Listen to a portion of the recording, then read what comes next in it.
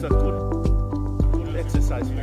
Toto, good to see you. Yeah, I arrived last night. How come we've been everywhere?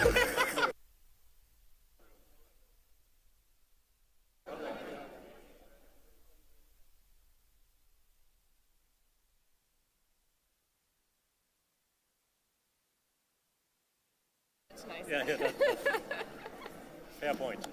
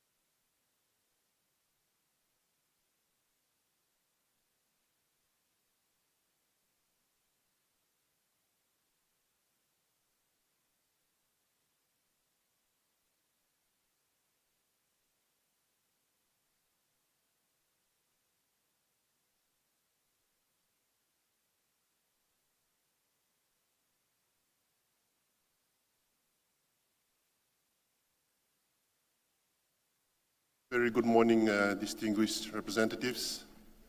I sincerely hope you've had a nice rest last night after a well-deserved feast and a good amount of dancing yesterday evening. But nevertheless, welcome back again to the second day of our RCM.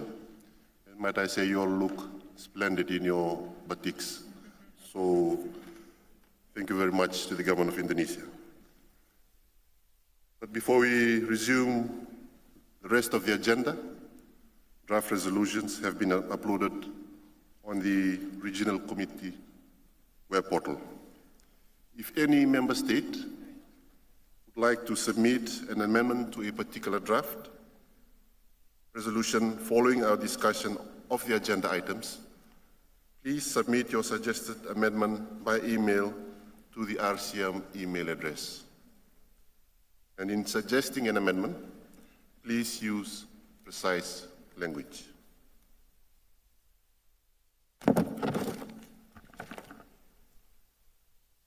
We will now move to agenda item 4, my address.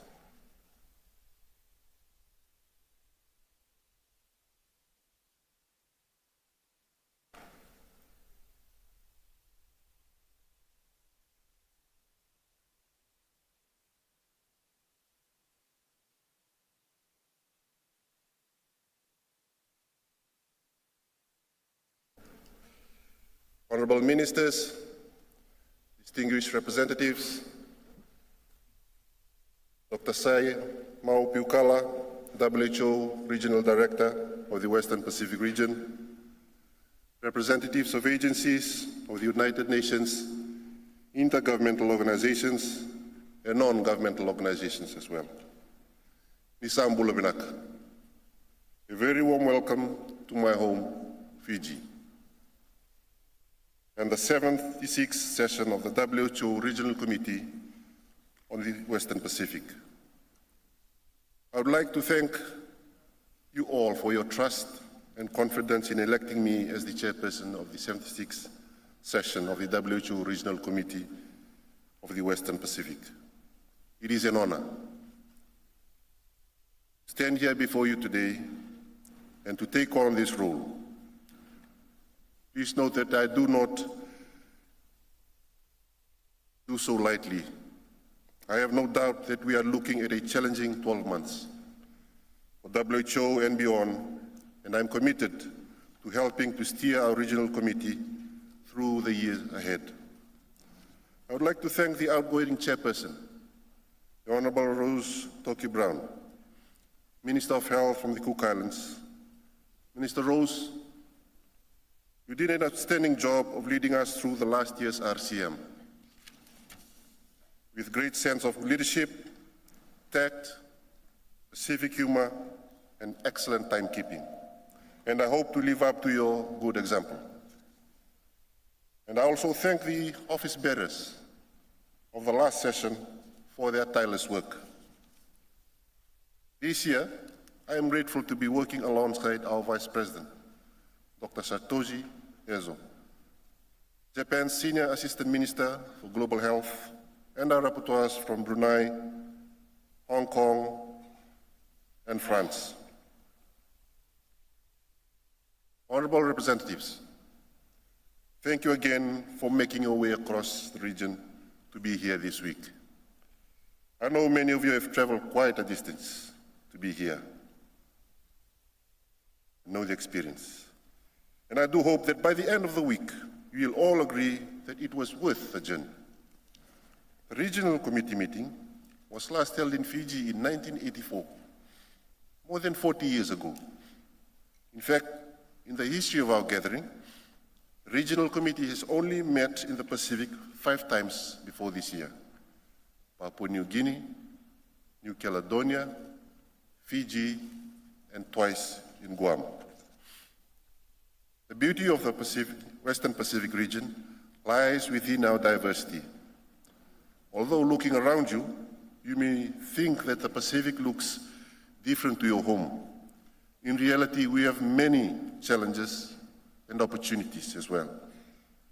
The geographical challenges of large ocean states mean widely dispersed population groups within limited access to transportation, information, and communication. We occupy the front seats of the climatic change adverse impacts, and our health systems are significantly weakened by healthcare worker out-migration, while fully reliant on the dictates of the global supply chain of medicines and critical equipment to be able to deliver quality health services to our population. For us in Fiji, these shared challenges are deeply felt. While we continue to strengthen our health system in the face of these rising non-communicable diseases, the persistent threat of climate-related disasters, and the demands of providing equitable services to remote maritime and island communities, we have also seen success through innovation and strategic partnerships. Our community health workers are extending essential care to the last mile. Our digital health initiatives are improving patient data management, and our strong collaboration with W.H.O and development partners has supported key reforms in primary health care and health workforce strengthening. We are also proud of our progress with immunization and immunization coverage, our recovery efforts following the COVID-19 pandemic, and our ongoing legislative reforms to modernize public health laws and improve patient safety and service delivery. These experiences remind us that small nations can demonstrate big leadership when guided by a shared purpose and, most importantly, partnership. And that is why we are so honored to invite you here this week. We hope that during your stay, you will experience our Fijian spirit of kinship and respect. As Fijians, we believe in W.H.O, our deep sense of relationship and connection with one another. This spirit of solidarity and care underpins how we in the Pacific approach health and community resilience. In our traditional welcome, we have embraced you with a sense of unity and belonging, not a distant visitor, but a close friend. Hosting this meeting in Fiji is therefore not only an opportunity to discuss health policy, but also to share a part of who we are, a people whose strength lies in our community and whose health system is built on the same principle for each other as one family. Distinguished representatives, we have an important week to get through. And I thank the Director General and the Regional Director for their address yesterday. Later today, we will move on to the first of our technical agenda items: climate change and health systems, safety and resilience. Our region is confronting an escalating climate and health emergency.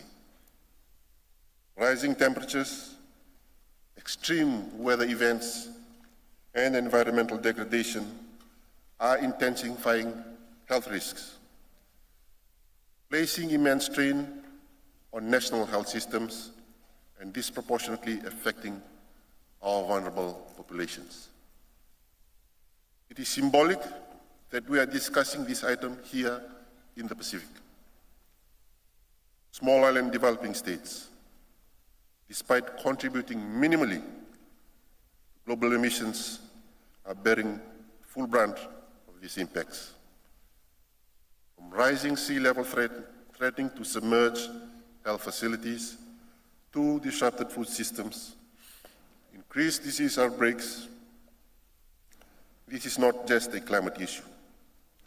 It is a health imperative that demands urgent and all of our collective action. Second item we will address this week is the implementation of the International Health Regulation. As health emergencies grow more complex, severe, and interconnected, the need for decisive actions has never been clearer. The 2024 amendments to the IHR, adopted at the 77th World Health Assembly, mark an important step toward a more equitable and effective global health security system. These amendments introduce key obligations, including the designation of a national IHR authorities and a new definition of pandemic emergency to strengthen coordination, surveillance, and response. This week, we will consider a draft implementation plan which outlines priority actions for countries and areas within the Western Pacific region to utilize the amended IHR as they work to strengthen regional operational readiness for public health emergencies, and promote resilience, equity, and solidarity. Moving on, we will also resume on discussions on oral health, continuing from last year's panel discussion. Poor oral health doesn't just lead to disease. It affects what people eat, how children learn, how older adults connect socially, and ultimately their dignity and quality of life. In our region, where over 800 million people live with preventable oral diseases, the impact is profound and far-fetching. This is why we have to act. Countries must invest in oral health as an essential part of universal health coverage.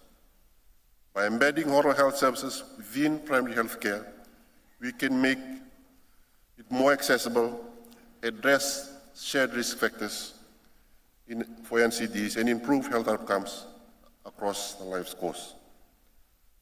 Our technical agenda item of the week is alcohol policy. In the WHO Western Pacific region, we lose roughly 1 person every minute to alcohol-related causes. In 2019 alone, alcohol contributed to more than 485,000 deaths in the region. Men aged 20 to 29 years, nearly 1 in 5 deaths were attributed to alcohol.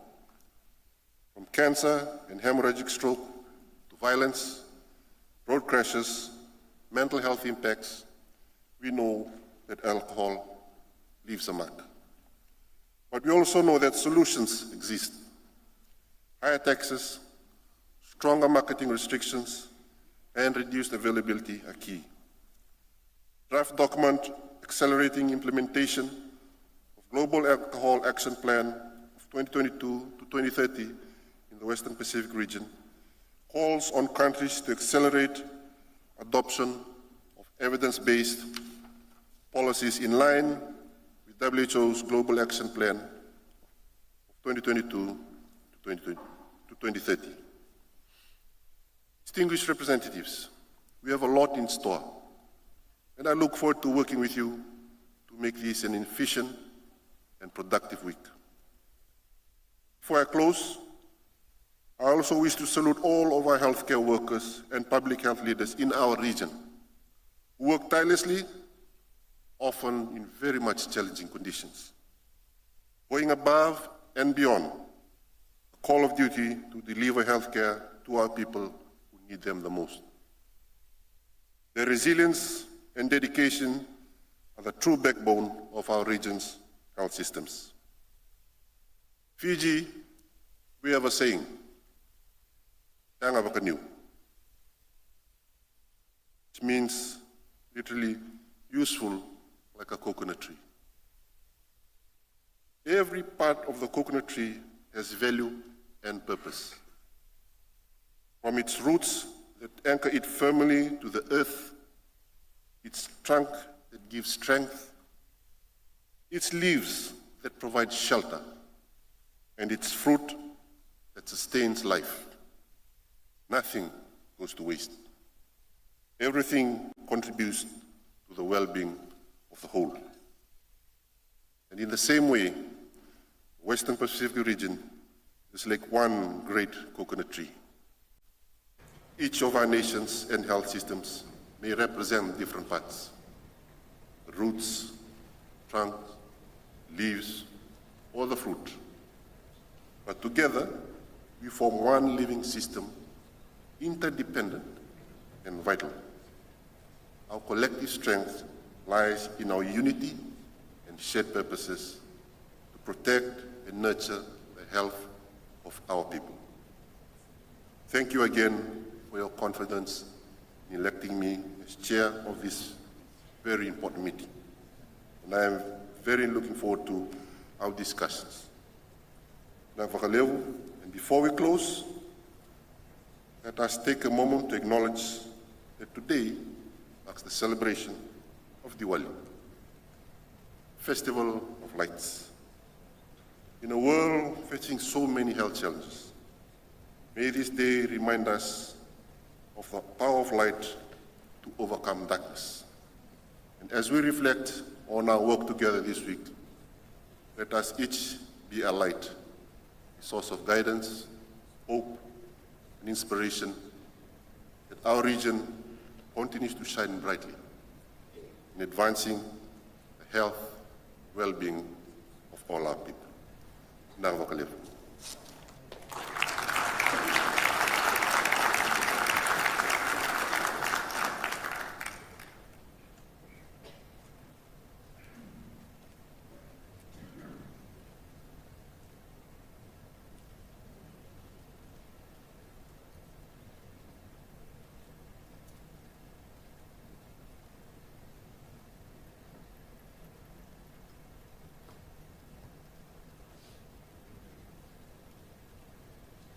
now move to agenda item 10, climate change and health system safety and resilience. Document WPR/RC 76/4. And may I invite the Regional Director to introduce this item. Thank you, Chair. Mr. Chairperson, distinguished representatives. I'm pleased to present for your consideration document WPR/RC 76/4 on climate change and health system safety and resilience. Earlier this year, the World Health Assembly set ambitious goals for member states and W.H.O. when it adopted the Global Action Plan on Climate Change and Health. The Regional Committee can take an important step towards putting into effect the Global Action Plan through its consideration and action on the draft plan, the Western Pacific Regional implementation of the Global Action Plan on Climate Change and Health. The Western Pacific region faces an escalating climate and health crisis.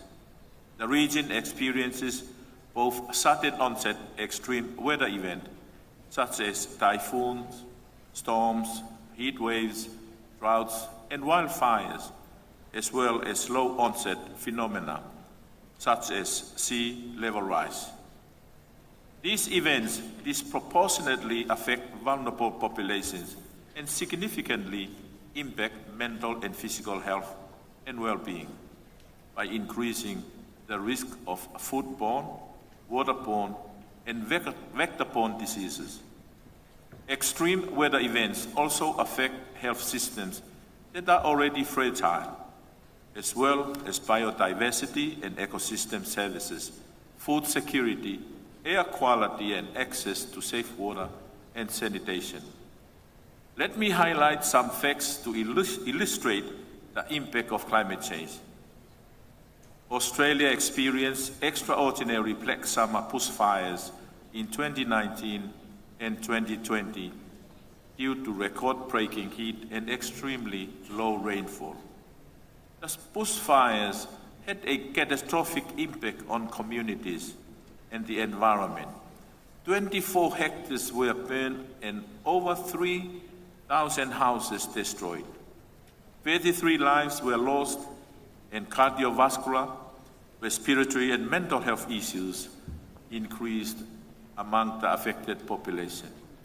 The total economic impact was estimated at 40 billion Australian dollars. Mongolia last year experienced the extreme weather event known as W.H.O. The summer drought, followed by a severe cold and heavy snow, put vulnerable herder households at risk, disrupted access to health and other basic services, killed 7 million livestock, thus devastating livelihoods, and resulted in psychological consequences such as high stress, anxiety, and depression. Here in the Pacific, according to a survey conducted across 14 Pacific Island countries and areas, 62% of health facilities are located within 500 meters of the coastline, making them highly vulnerable to climate hazard. Since 1980, sea surface temperature in the Southwest Pacific has increased 3 times faster than the global average. Sea levels have risen 3 times the global average. Marine heat waves have nearly doubled in frequency. They are becoming more intense and lasting longer, which poses serious risks to human health. Addressing sea level rise and its impact on health is an urgent priority action for the Western Pacific region. The United Nations Secretary General described this unprecedented challenge as a SOS on sea level rise. The regional plan was developed in consultation with member states to facilitate implementation of the Global Action Plan and the regional vision, weaving health for families, communities, and societies, which also focuses on this issue. The regional implementation plan aims to promote health sector leadership by positioning health systems as part of climate solution and to foster country-led action to develop resilient health systems capable of withstanding the impacts of climate change. The regional plan also sets priorities for action at both the policy and operational levels, proposes measurable targets and outlines indicators to monitor progress and guide member states incremental actions towards building resilient, low-carbon and sustainable health systems and facilities. Opportunities for accelerated action by member states include putting health at the center of national climate policies and plans, joining the WHO-led Alliance for Transformative Action on Climate and Health, safeguarding and empowering the health workforce, enhancing surveillance and early warning systems, ensuring safe water, sanitation and hygiene in healthcare facilities, leveraging financing mechanisms, and strengthening urban and community resilience. The Regional Committee is invited to consider for endorsement the draft Western Pacific Regional implementation of the Global Action Plan on Climate Change and Health. Thank you, Mr. Chairperson.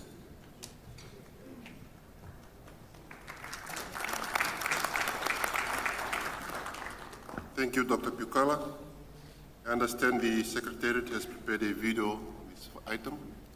Please play the video.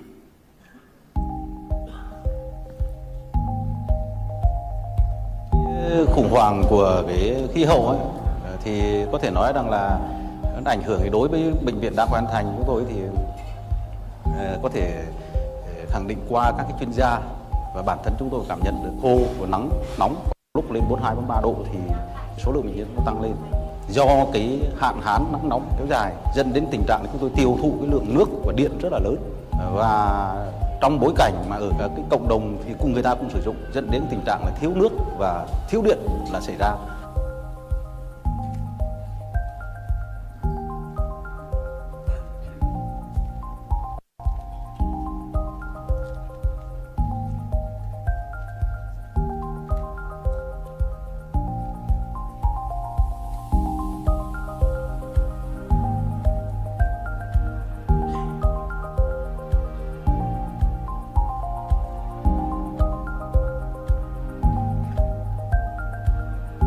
Và sau khi qua các chuyến khảo sát đánh giá thì hỗ trợ chúng tôi một số các cái hoạt động, một số các cái phương tiện để chúng tôi có thể thích ứng được với cái biến đổi khí hậu.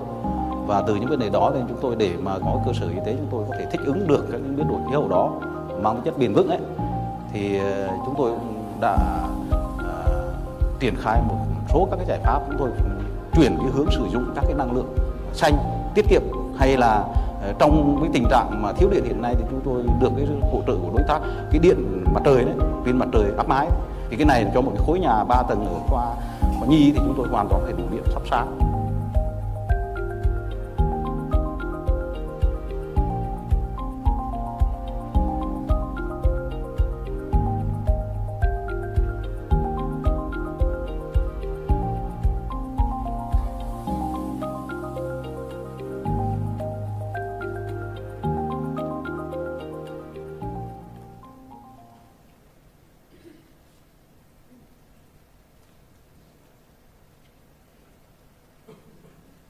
Thank you. You will now hear from representatives who wish to speak on this item. Please indicate your wish to speak by clicking on the button on the microphone.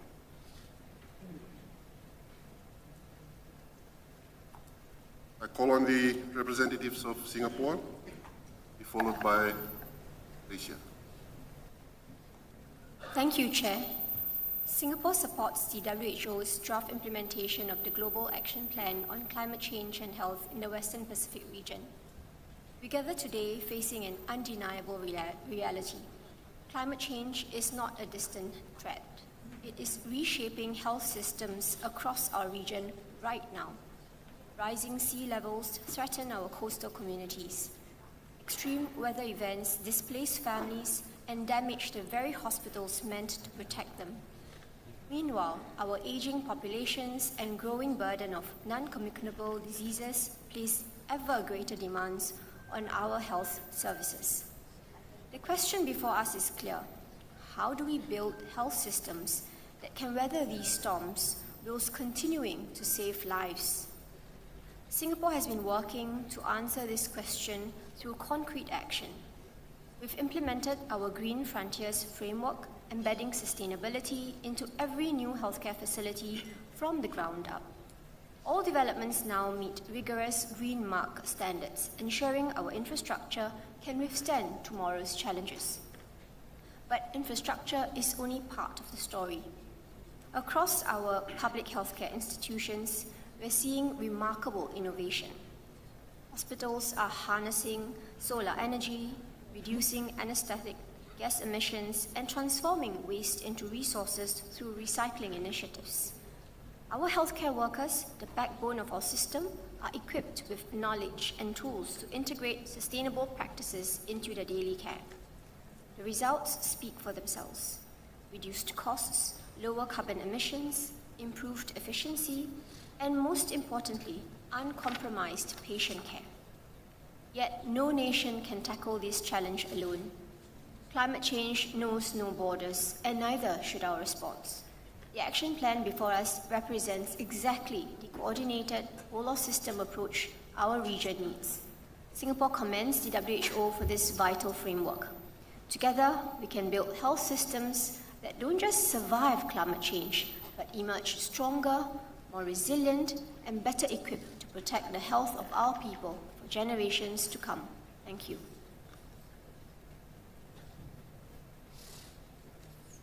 Call on the representative of Malaysia, be followed by Vietnam. Thank you, Chair. Assalamualaikum warahmatullahi wabarakatuh. Bula Vinaka. Malaysia takes note the draft implementation of the Global Action Plan on Climate Change and Health in the Western Pacific region and supports its endorsement. Recognizing the importance of health in climate action, Malaysia has adopted a proactive and holistic approach to build a climate resilient and environmentally friendly sustainable health system. Since 2015, we have implemented sustainability program for healthcare facilities, focusing on 3 pillars: energy efficiency, indoor environmental quality, and resource management. Key strategies include optimizing the heating, ventilation, and air conditioning systems, retrofitting infrastructure through energy performance contracting, enhancing air quality to prevent sick building syndrome, and promoting water conservation through low-flow fixtures and rainwater harvesting. In addition, a robust waste management that target a minimum 5% annual reduction guided by the principle of 3R, which is reduce, reuse, and recycle. In line with our ambition to achieve net zero emission by 2050, Malaysia launched the Carbon Neutral Healthcare Facilities Blueprint, which provides a comprehensive framework to guide healthcare institutions towards carbon neutrality. To date, 147 hospitals and institutions under the Hospital Support Service Agreement have successfully obtained green certification. To further enhance the resilience of this facility, Malaysia is in the process of developing an assessment tool that would enable systematic evaluation of vulnerability and preparedness against climate-related hazards such as floods and heat waves. Like many countries in the region, Malaysia is similarly vulnerable to the adverse effect of climate change. To mitigate this risk, the National Crisis Preparedness and Response Center has strengthened integrated surveillance and early warning system, incorporating real-time reporting and event-based monitoring. These efforts enhance situational awareness, improve decision-making, and ensure the health system remains adaptive and responsive to emerging risks, including infectious disease outbreak, environmental hazards, and climate-sensitive health impacts.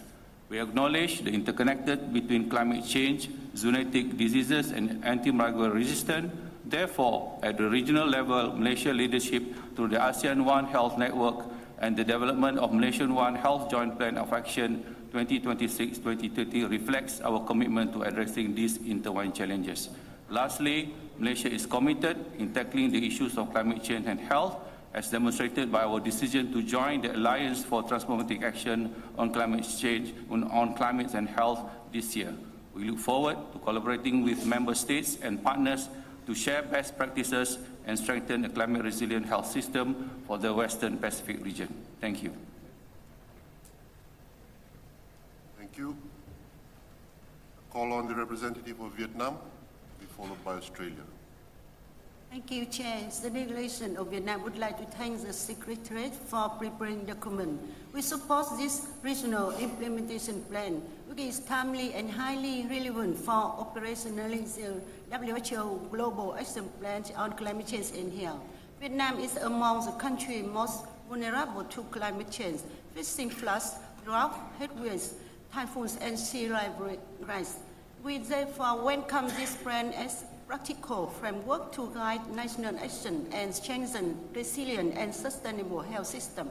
In this spirit of constructive engagement, we would like to offer 5 brief comments. Section 2.1 on entry point on the ground, we first propose activity remarks general. We suggest clearer description on its scope and expected outcome to facilitate national implementation. Section 2.1 on policy and governance, we recommend highlight design standards for climate resilient and low carbon health facility and integrating them into national and regional planning to ensure new or relocated facilities are built in safer areas. At paragraph 3 of section 2.1, we support integrating climate change into the One Health approach for better preparedness and zoonotic surveillance. As guidance in scene linking, we propose WHO develop technical guidance and support for member states. At section 2.2 on opportunity to accelerate work, we suggest stronger focus on knowledge exchange, enabling countries and partners to share effective models, innovation, and lessons learned within the region and globally. Section 2.3 on core indicator, we value measurable indicator for encourage WHO to provide a clear definition, for example, what qualifies as a climate resilient or low carbon facility so countries can apply them consistently. Chair, Vietnam is reaffirmed its commitment to building a climate resilient, low carbon and sustainable health system in line with our national strategies and our pledge to reach net zero emission by 2050. We look forward to continue close cooperation with WHO and member states in implementing this plan. Thank you.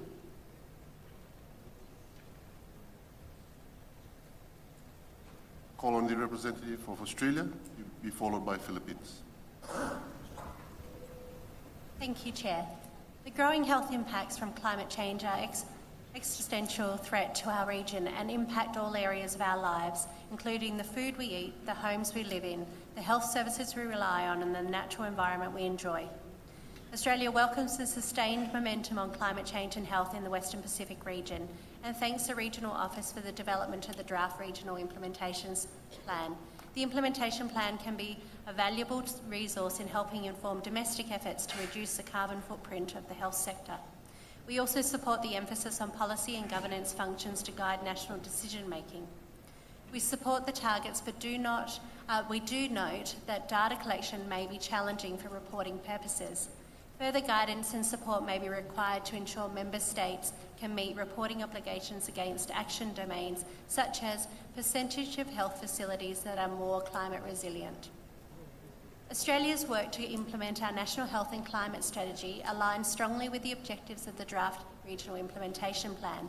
The strategy is a whole-of-government plan for addressing the health and wellbeing impacts of climate change, whilst also addressing the contribution and wellbeing impacts of climate change, whilst also addressing the contribution of the health system to climate change. The 4 objectives of the strategy are health system resilience, health system decarbonisation, international collaboration, health in all policies.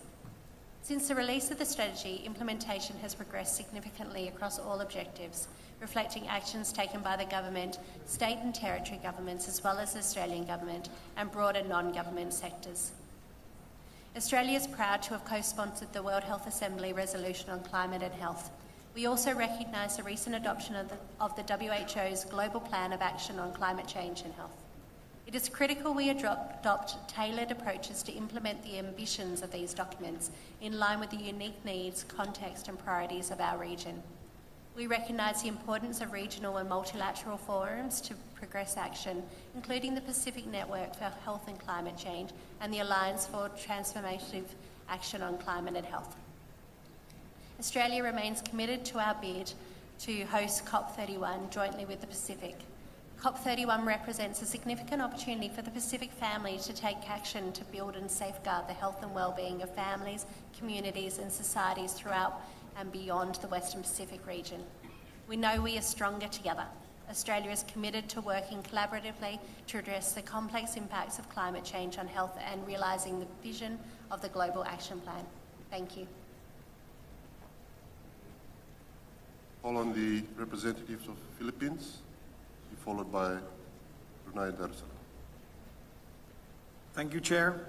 The Philippines aligns fully with the WHO's recognition that climate change is a fundamental threat to population and health systems.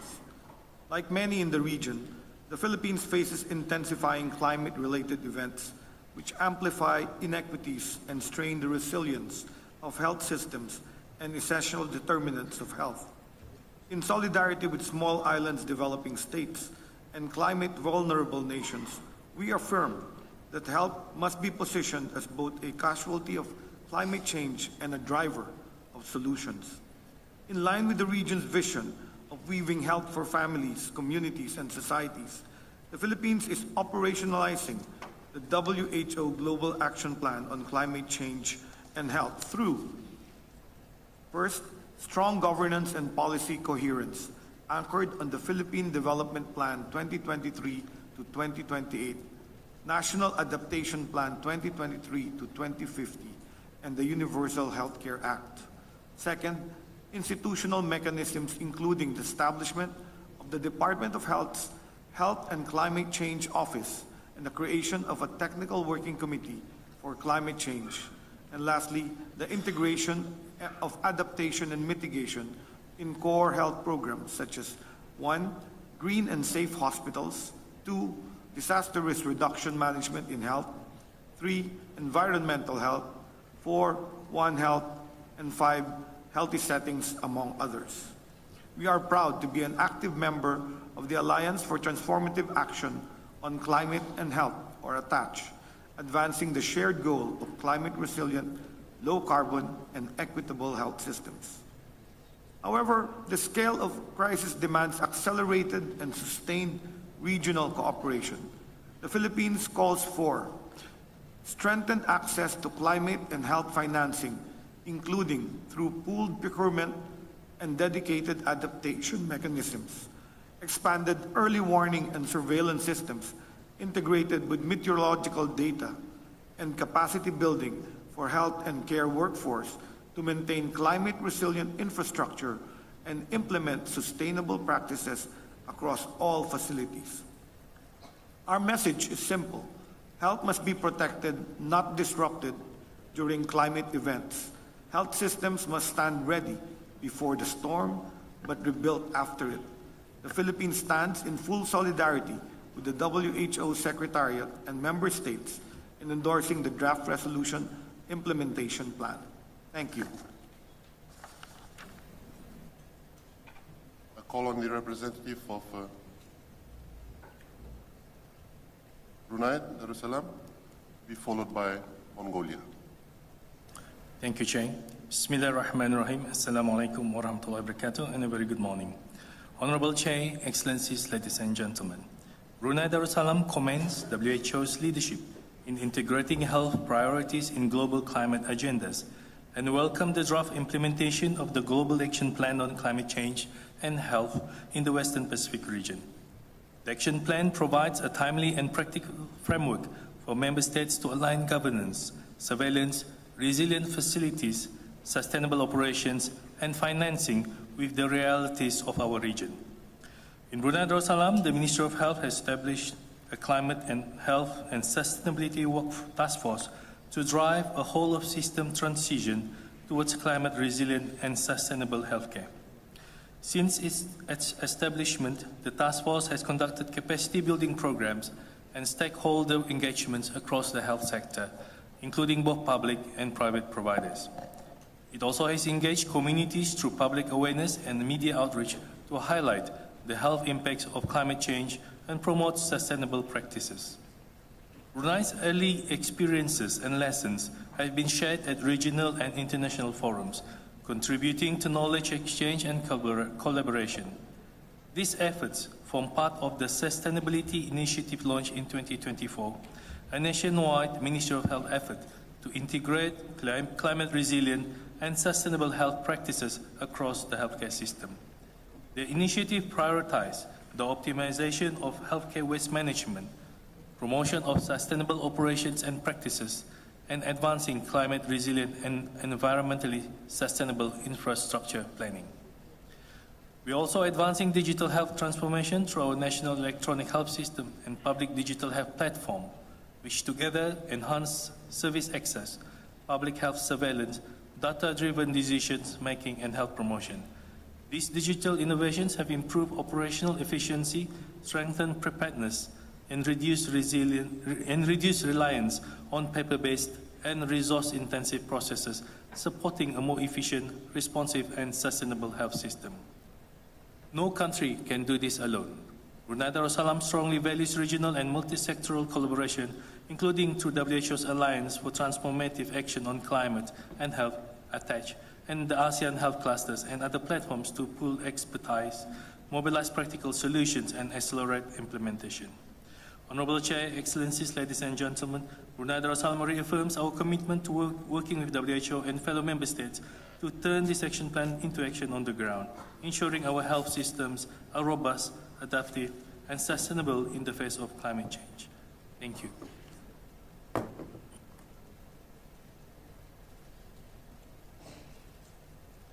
call on the representative of Mongolia, followed by Solomon Islands.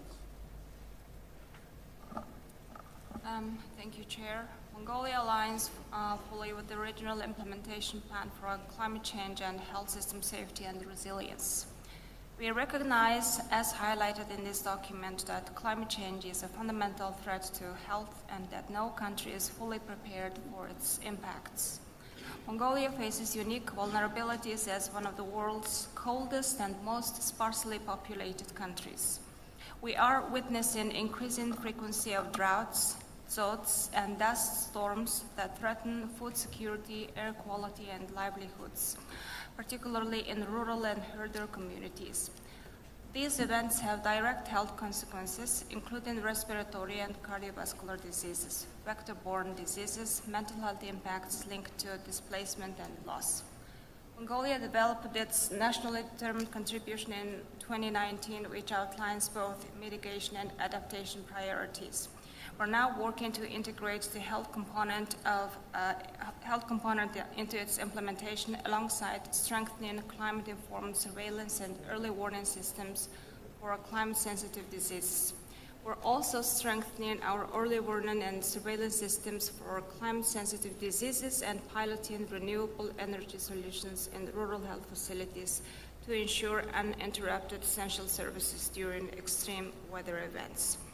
However, we face challenges in financing, technical capacity, and data availability. We therefore strongly support the WHO's proposed actions, particularly capacity building for a climate health workforce, access to climate financing, and support through the Alliance for Transformative Action on Climate and Health.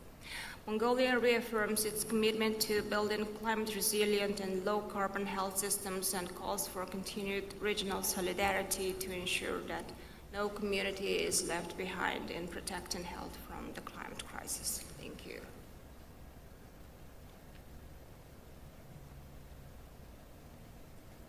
Call on the representative of Solomon Islands, to be followed by Kiribati. Chair, since this will be my first intervention, allow me to congratulate you and on your appointment as the chair of this 76th Regional Committee meeting.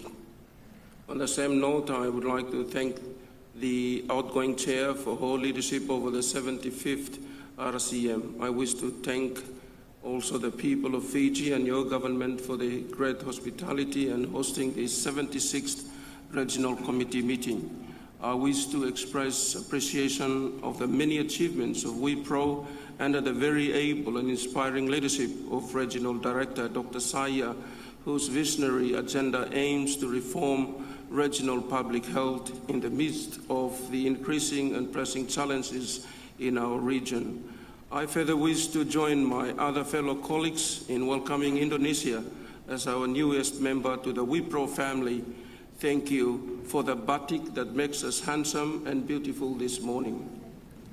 Solomon Islands express its sincere appreciation to WHO and regional partners for their steadfast support in advancing health system resilience across the Pacific. As a low-lying archipelago, our communities faced existential threats from sea level rise, saltwater intrusion, and increasing severe as well as unpredictable weather patterns and events. Solomon Islands strongly endorses the draft regional implementation plan for climate change and health. Our national coordinated response is guided by the National Climate Change Policy 2023 to 2032, which identifies health as a priority sector for adaptation. The Ministry of Health and Medical Services has embedded climate resilience through our health adaptation plan, demonstrating leadership as the first sector to develop a dedicated adaptation plan in parallel with the Ministry of Environment, Climate Change, Disaster Management and Meteorology's National Adaptation Planning process. This joint approach builds on existing mechanisms through cross-sectoral collaboration with civil society organizations, government ministries, national academic institutions, and development partners. Our commitment to building climate-resilient and green health facilities is tangible, and we recognize the health sector's accountability to reduce its carbon footprint while maintaining quality care. With support from our development partners, it is our aim that our provincial hospital embarked to operate on hybrid solar power system. In 2025 alone, 18 facilities, including area health and rural health centers in remote areas, have been equipped with solar power system to support communication and ICT tools, ensuring even the most isolated communities remain connected and prepared. The ongoing upgrade of District Health Information System 2 will enable integration of weather data, enhancing our capacity to climate-informed health civilians and early warning for decision-making. We are building a climate-smart health workforce through integrated personal development at national, provincial, and community levels, training both public health and clinical personnel in climate-sensitive risk management. As I speak, our teams are on site in the most remote and climate impact province, delivering training and building capacity where it is needed most, ensuring frontline health workers are empowered to protect their communities. We support the establishment of our regional partnership network for the Alliance for Transformative Action on Climate and Health, and commit to contributing to the regional ambitious target for climate-resilient, low-carbon health system.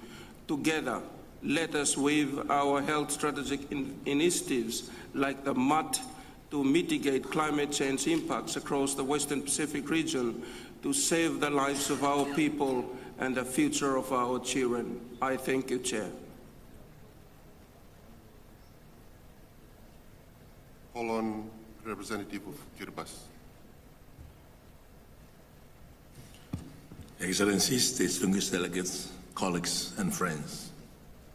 I'm honored to speak on this timely and relevant topic, one that is personal to many of us in the room. Climate change and health system safety and resilience speak to today's realities, our lived realities. The realities of health systems too close to the coastline, of health infrastructures exposed to the hazards of climate change and of climate-sensitive disease becoming rampant. Kiribati remains committed to responding with purpose within our means, and with the purpose of our partners, and with the support of our partners.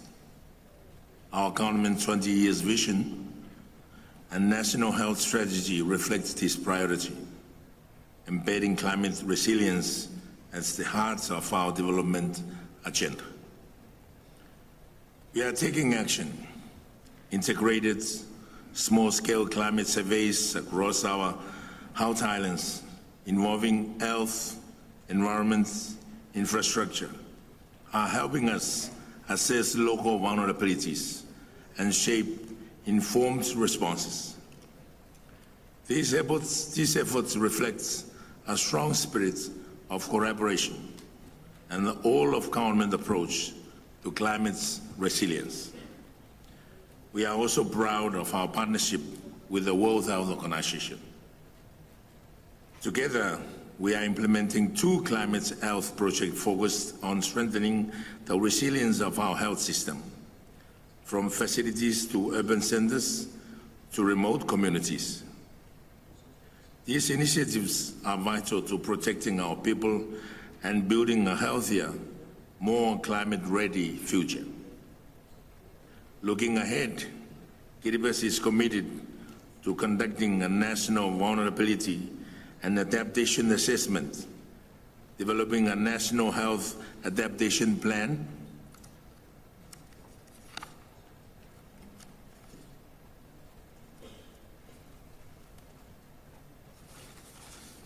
and joining the Alliance for Transformative Action on Climate and Health.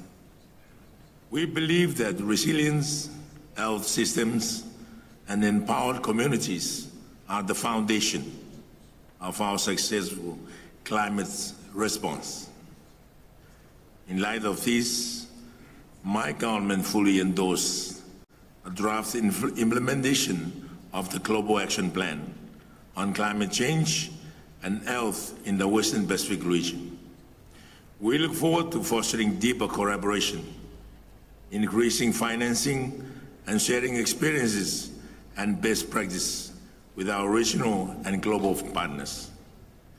Let us move forward together with urgency, unity, and unwavering commitment to ensure that no nation, no matter how small or remote, is left behind. Thank you.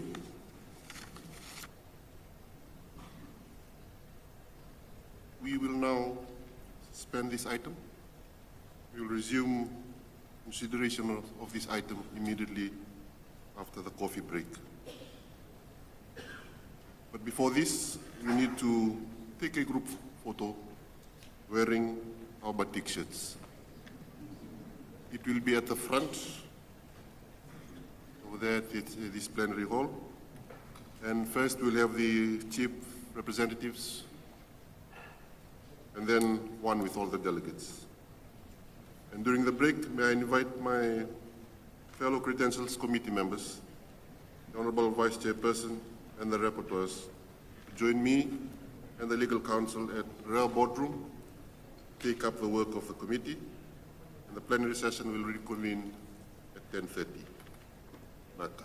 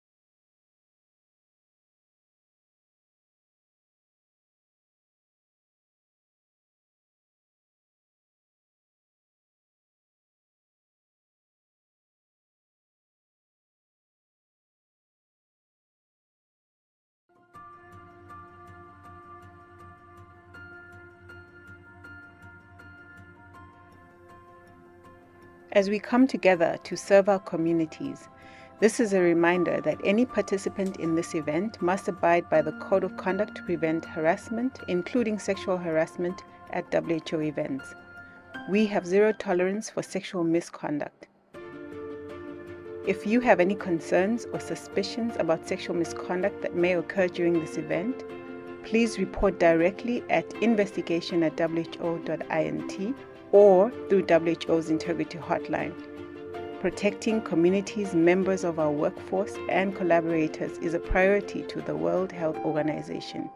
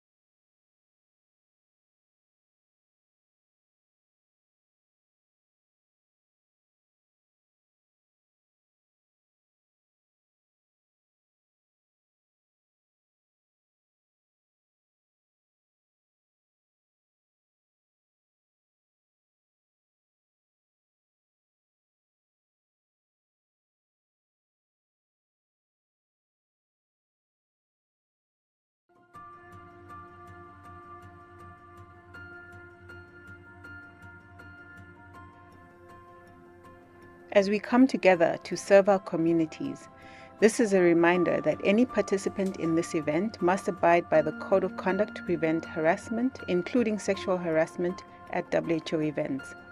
We have zero tolerance for sexual misconduct. If you have any concerns or suspicions about sexual misconduct that may occur during this event, please report directly at investigation@who.int or through WHO's Integrity Hotline. Protecting communities, members of our workforce, and collaborators is a priority to the World Health Organization.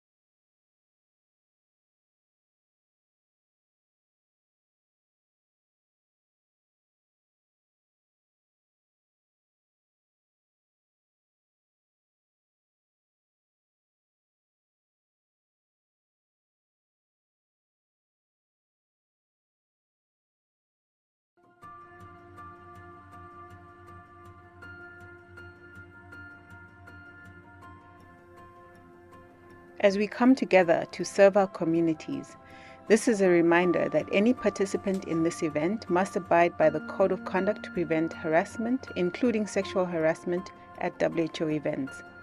We have zero tolerance for sexual misconduct. If you have any concerns or suspicions about sexual misconduct that may occur during this event, please report directly at investigation@who.int or through WHO's Integrity Hotline. Protecting communities, members of our workforce, and collaborators is a priority to the World Health Organization.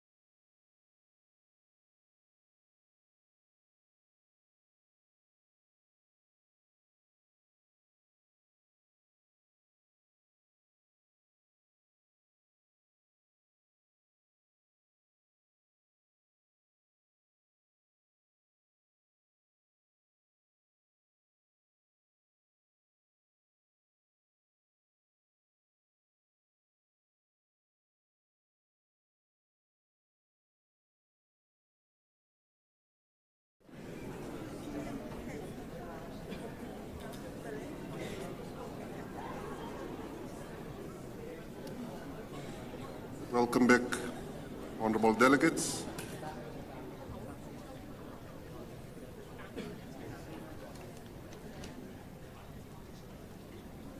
Honorable delegates, next I would like to report to you on the credentials of the meeting. The officers of the Regional Committee met today, 21st October of 2025, to consider the credentials of representatives in accordance with the Rule 3bis of the Rules of Procedures of the Committee.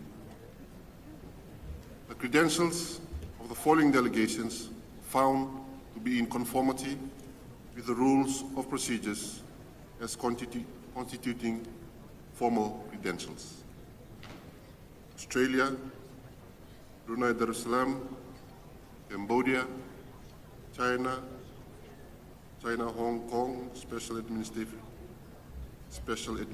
Region, China, Macau, Special Administrative Region, China, Cook Islands, Fiji, France, Indonesia, Japan, Kiribati, Malaysia, Marshall Islands, Micronesia, Federated States of Micronesia, Mongolia, New Caledonia, New Zealand, Niue, Palau, Papua New Guinea, Philippines, Republic of Korea, Singapore, Solomon Islands, Tonga, Tuvalu, United Kingdom of Great Britain and Northern Ireland, Vanuatu, and Vietnam.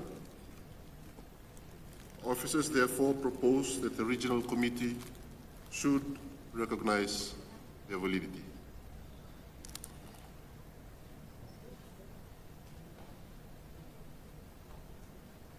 I see no objections. It is so decided.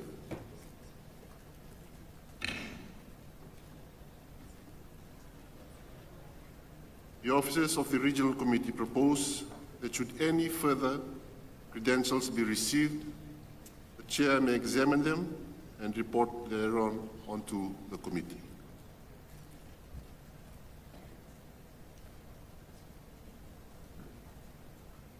I see no objection. It is so decided.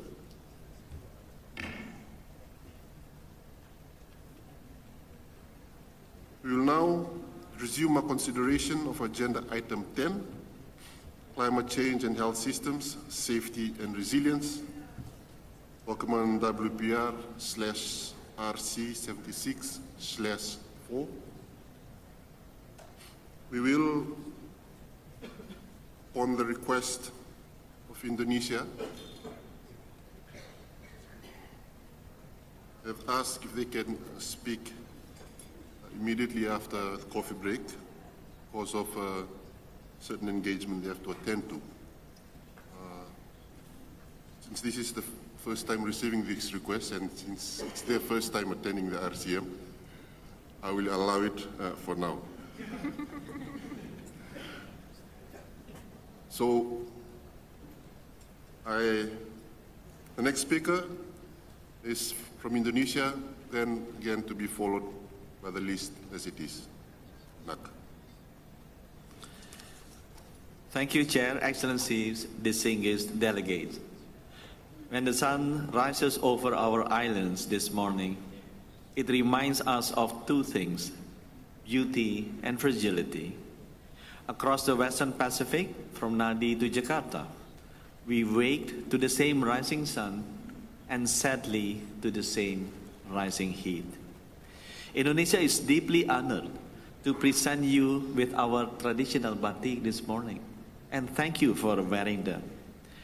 They are a token of gratitude for welcoming us into the WHO Western Pacific family, and a more fitting attire for Fiji gentle tropical breeze than the confines of a formal suit.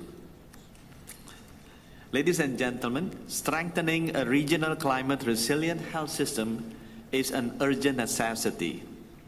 It reminds us that while the heat rises, so too must our collective response. at the national level through the National Action Plan for Climate Change Mitigation and Adaptation in the Health Sector 2025-2030, Indonesia is taking a bold step by strengthening surveillance and early warning system for climate-sensitive diseases with One Health approach. Integrating the National Action Plan into national and regional budget and exploring carbon financing mechanism under presidential regulation in 2021. We are also enhancing partnership with development partners. For example, a joint commitment on a green climate fund project with WHO and UNDP to strengthen real-time early warning systems and reduce healthcare facility emissions. We have also established a cross-sectoral working group and building capacity on climate-resilient health system and conducting rapid health assessment. Indonesia welcomes the adoption of the Regional Implementation Plan on Climate Change and Health, aligned with the WHO Global Action Plan on Climate Change and Health and the W.H.O Weaving Health programs. Indonesia also stands ready to work hand in hand with WHO, W.H.O and fellow member states, making sure that the next generations and the generations after the next generations, whether they live in Nadi or in Palau or in Manila or in Bali, will not only inherit the rising heat from the same rising sun, but also a healthier, more climate resilient future. Thank you.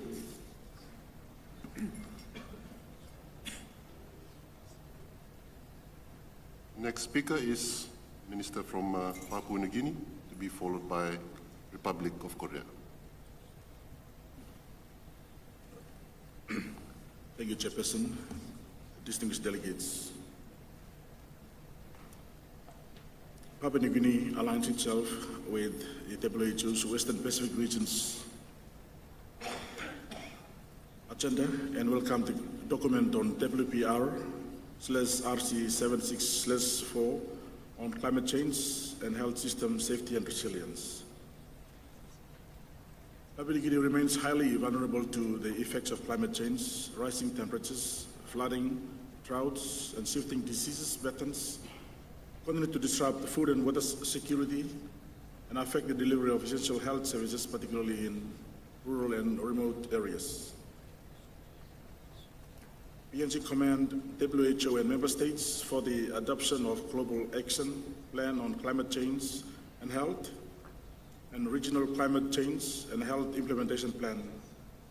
In alignment with these frameworks, the country is finalizing the National Strategic Action Plan on Climate Change and Health and the Guideline for Climate Resilient, Environmentally Sustainable Healthcare Facilities.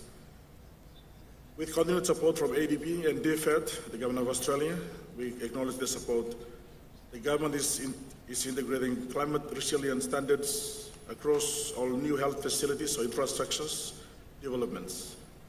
The construction and the upgrading of climate resilient primary healthcare facilities with reliable power or water and sanitation, energy, and waste management systems are now core features of our national health infrastructure investment. Importantly, just last week, the government commissioned the new National Health Board and sworn in its members.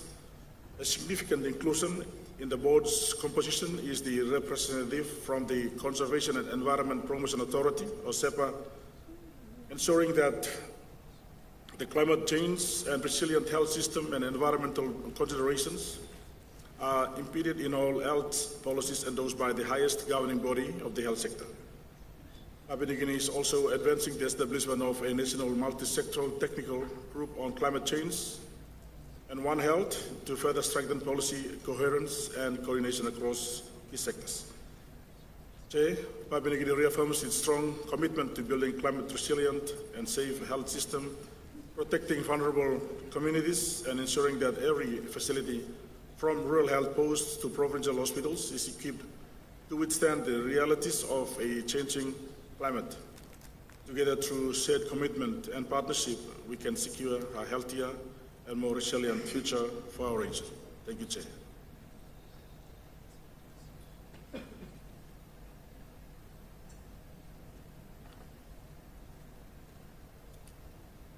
Republic of Korea. Welcome, Republic of Korea, to be followed by Japan. Distinguished Chair, the Republic of Korea recognizes the great significance of cooperating with member states in the Western Pacific region to address health crises due to the challenges of climate change. In recent years, the region has witnessed stark inequalities and growing risk in health among vulnerable groups as a result of exacerbated climate change. The government of the Republic of Korea fully supports the WHO's initiative, implementation of the Global Action Plan on Climate Change and Health in the Western Pacific region. In particular, we place high priority on scientifically identifying the health impacts of climate change and formulating evidence-based strategies to respond to health threats and promote health equity. Accordingly, the Republic of Korea has established the first climate and health plan from 2024, which aims to strengthen public health resilience against climate crisis. The plan focuses on 4 strategic pillars, including enhancing surveillance system on climate change-related diseases, strengthening preparedness and response capacities, expanding public-private partnership and global cooperation, and laying the groundwork for evidence-based climate change adaptation policies. To prevent heat and cold-related illnesses, we have strengthened surveillance by establishing a monitoring system linking over 500 emergency rooms nationwide. In collaboration with the Korea Meteorological Administration, we are piloting predictive models that integrate meteorological data with information on heat-related illnesses. In addition, we provide tailored health guidelines to protect vulnerable groups, including seniors, persons with disabilities, and pregnant women. We aim to continuously strengthen the scientific evidence base for climate health policies by applying advanced analytical methodologies, such as AI-based automated classification technologies to enhance vector surveillance capabilities, and conducting climate health impact assessments since 2021 to systematically assess the impacts of climate change on public health. The Republic of Korea places highest priority on strengthening of global partnerships with the WHO and the member states. We are committed to actively contributing to regional and global collective efforts to address climate crisis by sharing member states' insights and achievements. Thank you. I call on the representative of Japan, be followed by France. Thank you, Chair. Japan would like to express its sincere appreciation and respect for the efforts of the W.H.O in drafting this implementation plan to ensure the steady advancement in the region, following the Global Action Plan adopted at the 78th World Health Assembly in May this year. Japan appreciates the Secretariat in coordinating different views of the member states. We have proposed critical wording adjustments in the draft implementation plan, and we continue to closely monitor the developments. Japan recognizes that the climate change and health represents an urgent issue for the Western Pacific region, including island countries that are especially vulnerable to climate change. Observations last year indicated the global temperature have exceeded the 1.5 degrees Celsius target set under the Paris Agreement.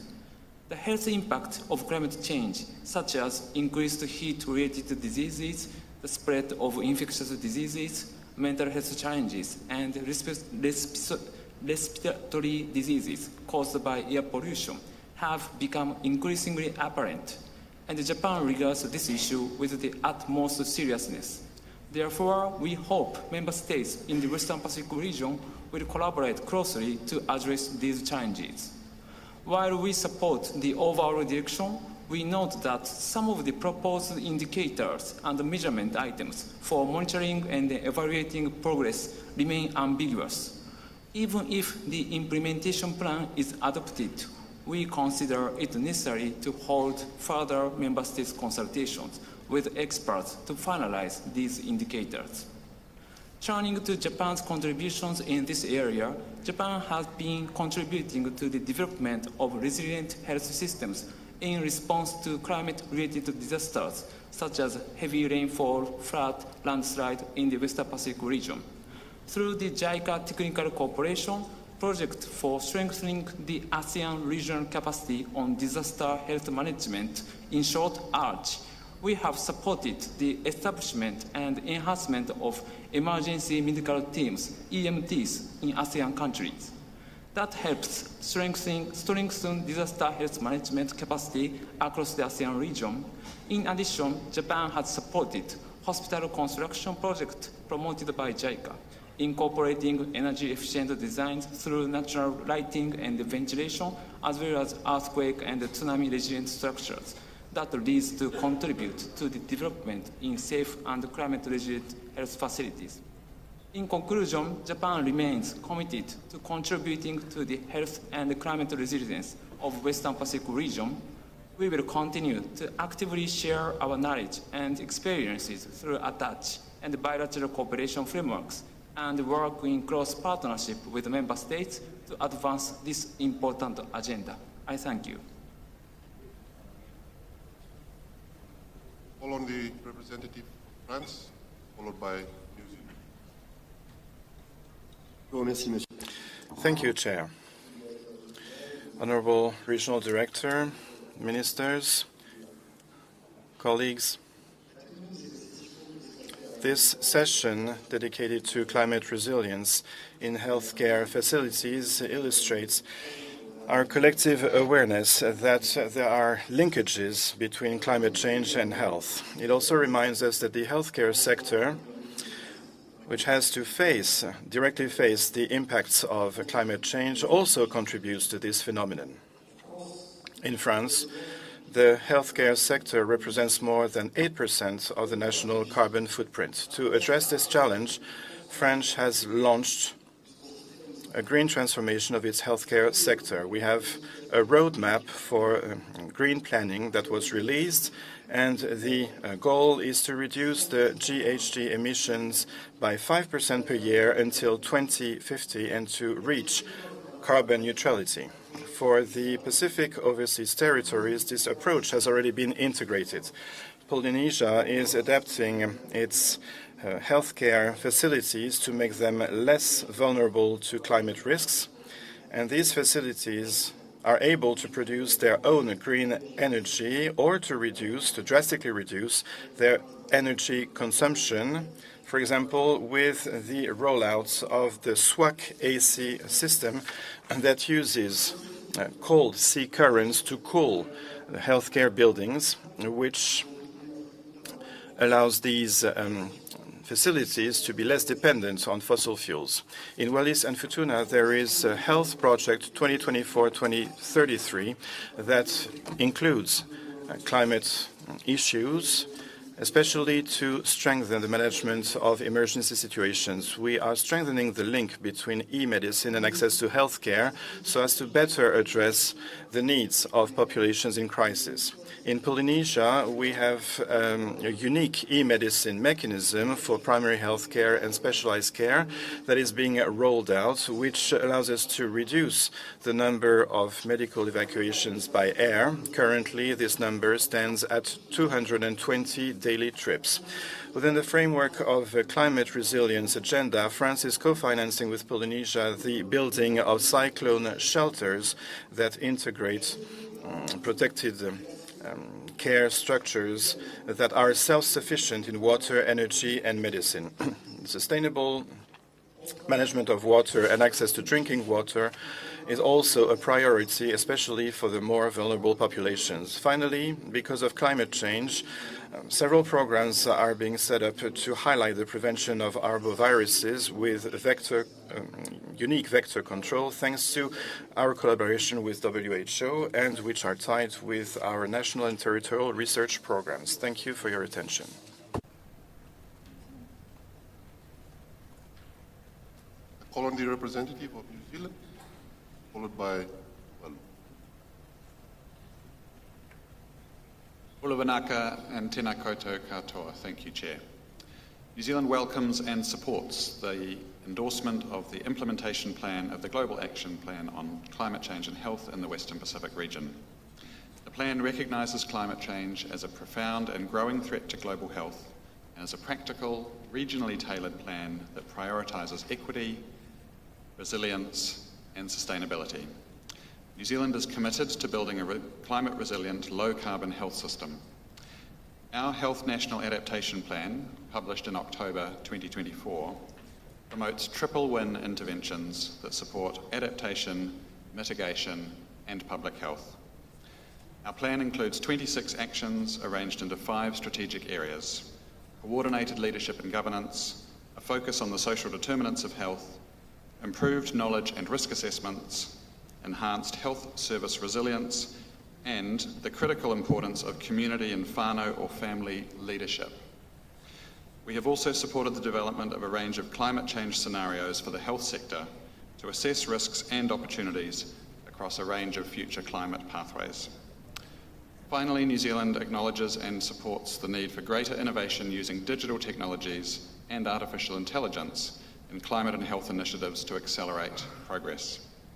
Returning to the implementation plan of the Global Action Plan on Climate Change and Health, we particularly support the emphasis on regional collaboration, capacity building and the inclusion of vulnerable populations, and reaffirm our commitment to supporting Pacific Island countries which face disproportionate adverse impacts despite their minimal contribution to global emissions.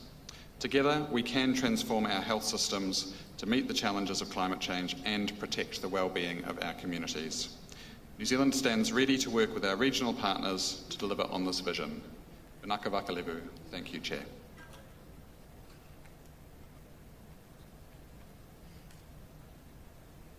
I call on the representative of Tuvalu, to be followed by New Caledonia, France. With protocol observed, I thank Fiji for hosting, welcoming, and congratulations to the Chair, Honourable Dr. Ratu Antonio Lalambalau. And Indonesia being our newest member, also acknowledging the outgoing Chair, Honourable Wainetu Rose Togi Brown, for her leadership. Tuvalu values the support of W.H.O. WIPRO team, the Director General, Dr. Saya Mau Piukara, and partners including the World Bank and ADB. These partnerships are helping to build the foundation of resilience, but we must go further to close the widening gaps caused by the impact of climate change. Tuvalu remains highly vulnerable to climate-related health impacts, including damage to infrastructure, water and food insecurity, and increased disease burdens. To respond, we are strengthening health system resilience, enhancing disease surveillance, and promoting community-based adaptation through health worker training and targeted education program. But adaptation of efforts alone are not enough. The scale of challenge demands regional solidarity and coordinated action. Tuvalu therefore seeks the support of the committee and WHO. We need support to strengthen primary health care as our first line of defense through mobile outreach, renewable energy, and island-specific workforce training. This is essential to ensure continuity of care across all islands, especially during and after climate events.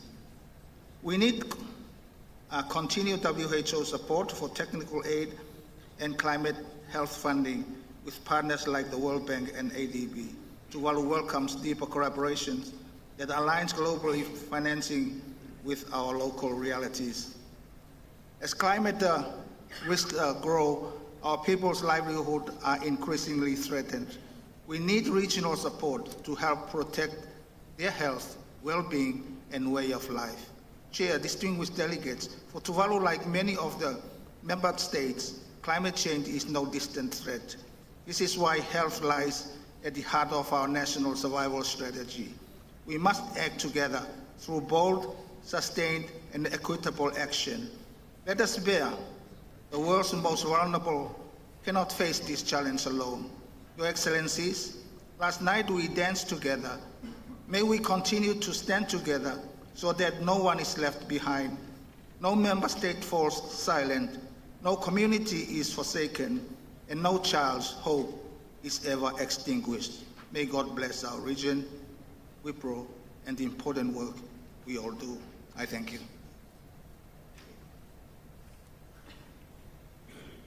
I now call on the representative of New Caledonia, France, to be followed by USA territories.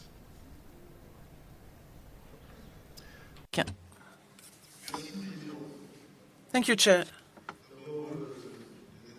First of all, I would like to thank Indonesia for these beautiful batik shirts. But the only problem was to find the right size for me. But thank you very much nonetheless. Chair, New Caledonia would like to thank the Secretariat for this excellent report about the draft implementation plan of the Global Action Plan on Climate Change and Health in the Western Pacific. Since 2024, New Caledonia has set up a position of officer dedicated to leading the Caledonian strategy for climate change adaptation. Together with a member of our Commandment on New Caledonia, who is in charge of our climate plan, this officer aims at developing a country strategy by 2026. Amongst the areas of work we are going to work for are the following. We want to set up a health commission working on life condition, on health in a school environment, at work, health infrastructure. We want to raise awareness among stakeholders, teachers, businesses, health professionals. We want to create a climate resilience fund. We also want to develop climate models using the project CLIPSA, which aims at developing new data about the future climate, and that will help formulating adaptation plan to climate change. We want to produce high-resolution models of a 2.5-kilometer grid using the latest global climate models to simulate the evolution of climate in a specific area. The relevant office in New Caledonia wants to assess the impact of climate change on the health of our population. And this relates to the air quality, drinking and recreational waters, wastewater, asbestos, infectious material waste, entomology, anti-vector control, vector control. And this relates to the One Health strategy in cooperation with multiple partners.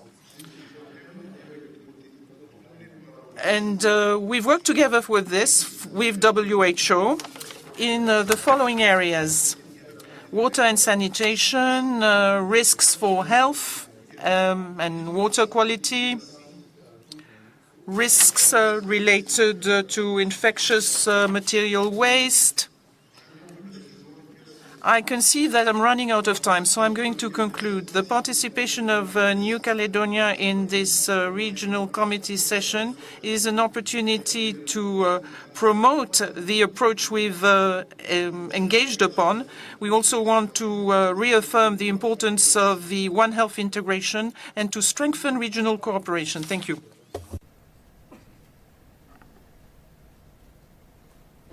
I now call on the representative of USA territories, be followed by China. Thank you, Chair, Honorable RD, ministers and members. Hafade Tirawami, a warm greeting from the Northern Mariana Islands. The U.S. territories in the Pacific strongly support the draft implementation plan for climate change and health safety, system safety, and resilience. As frontline communities experiencing the immediate impacts of climate change, we commend the comprehensive approach to strengthening health system resilience while reducing our carbon footprint. Our territories face vulnerabilities as our health facilities are located near coastal areas with rising sea levels and, most notable, intensifying typhoons posing existential threats to our healthcare infrastructures.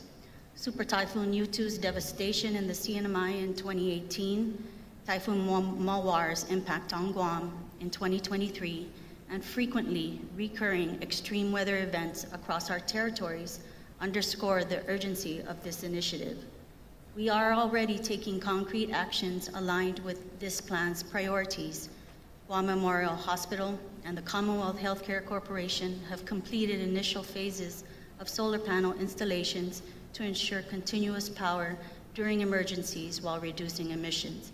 American Samoa's LBJ Medical Center has implemented comprehensive waste management systems and water conservation measures. The Commonwealth Healthcare Corporation has also adopted emergency preparedness protocols specifically addressing climate-related health emergencies and vector-borne disease surveillance. Our territories have established interagency task forces linking health, environmental protection, and emergency management sectors. We've integrated health considerations into our climate adaptation strategies and are actively training healthcare and emergency response workers on climate resilient practices. Community-level initiatives include establishing food gardens around secure health facilities and developing early warning systems for climate-sensitive diseases. However, we do also face significant challenges requiring regional support. Limited financial resources constrain our ability to retrofit aging facilities, particularly in the CNMI. Geographic isolation and funding restrictions complicate supply chain resilience. Technical assistance for conducting comprehensive vulnerability assessments and developing plans tailored to small island contexts remain critical. We particularly welcome the plan's emphasis on pooled procurement mechanisms and the commitment to facilitating access to international climate resources. The proposed regional partnership network will be invaluable for sharing best practices among Pacific Island communities facing similar challenges. We urge prioritization of capacity building initiatives for small island health systems and request considerations for a Pacific-specific technical support hub. Our territories stand ready to contribute our experiences and lessons learned to the regional knowledge base. Together, we can build health systems that protect our vulnerable populations while safeguarding our precious island environments for future generations of islanders. American Samoa, Guam, both in absentia, and the Commonwealth of the Northern Mariana Islands appreciate the opportunity. Sizus Masi, Gilisol, Bulavinaka.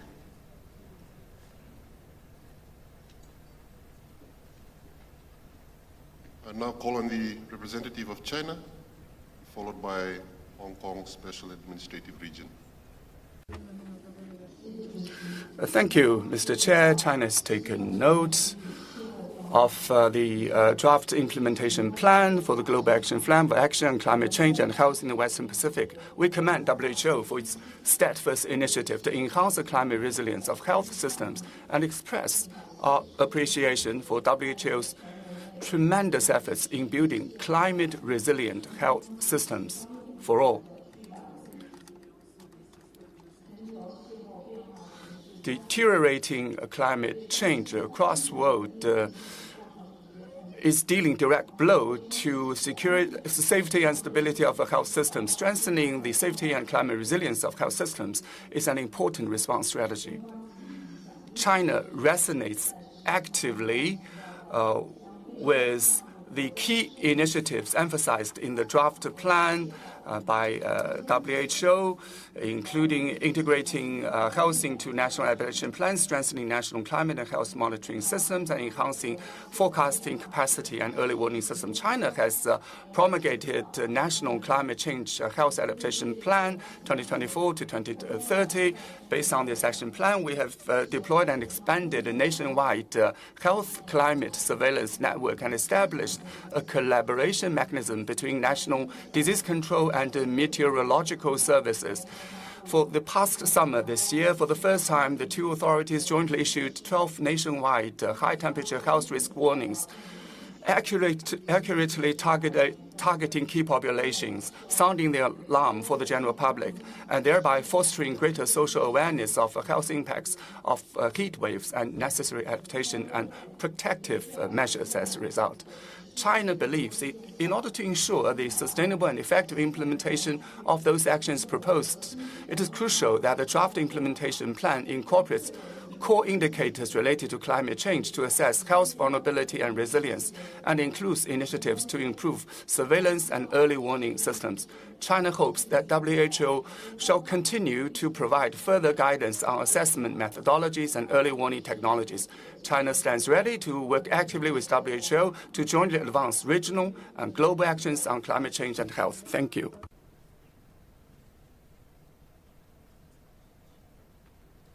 I now call on the representative of Hong Kong, Special Administrative Region, China, be followed by the Federated States of Micronesia.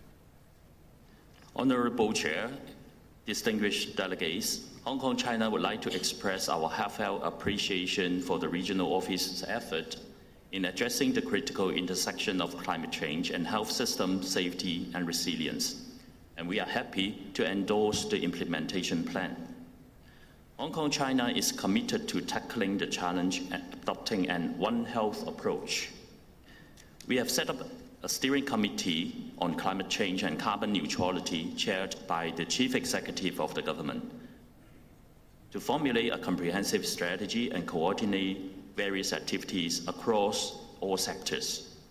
With the concerted effort from both the government and our community, we are proud to report a continuous decline in carbon emissions since 2014.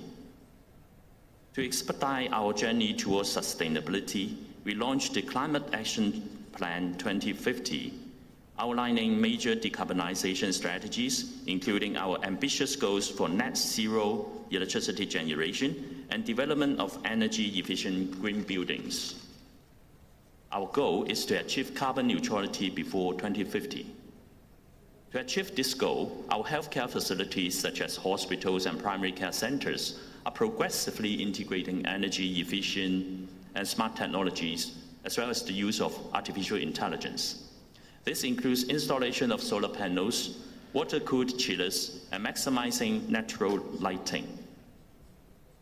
We also conduct comprehensive energy and carbon audits in all our government premises and healthcare facilities, ensuring we optimize our resources effectively. In light of the increasing frequency of climate-related shocks, such as extreme weather events, we have proactively reviewed and regularly conduct drills and exercises on our emergency response systems and plans. And we use AI for early weather warnings as well. And we set up robust disease surveillance on heat-related illnesses, as well as food and mosquito-borne diseases. We are equally committed to promoting green and healthy living. Initiatives like health promotion in encouraging diet rich in vegetables, less meat, etc., helps to reduce the greenhouse gas emissions. Honorable Chair, climate change poses an existential threat to all regions, all communities, as well as all people. Hong Kong, China would like to reaffirm our commitment to implement the Global Action Plan, and we will collaborate with W.H.O and all fellow member states to prioritize sustainable resources, strengthen health promotion, foster innovative solutions, and secure necessary resources to protect public health for our future generation. Thank you.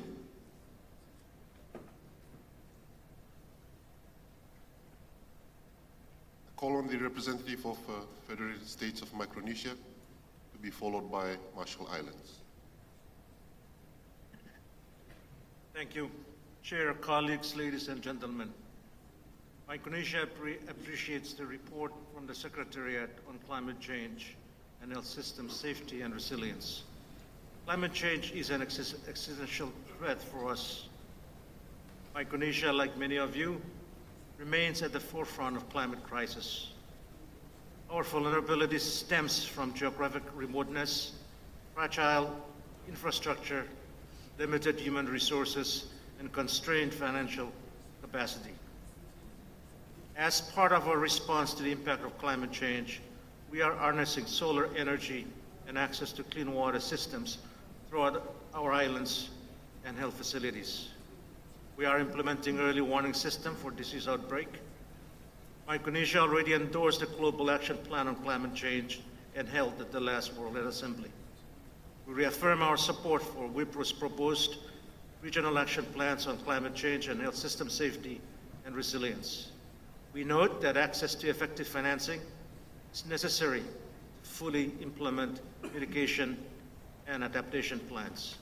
We look forward to working with W.H.O and partners to implement the Regional Action Plan on Climate Change and Health. Thank you.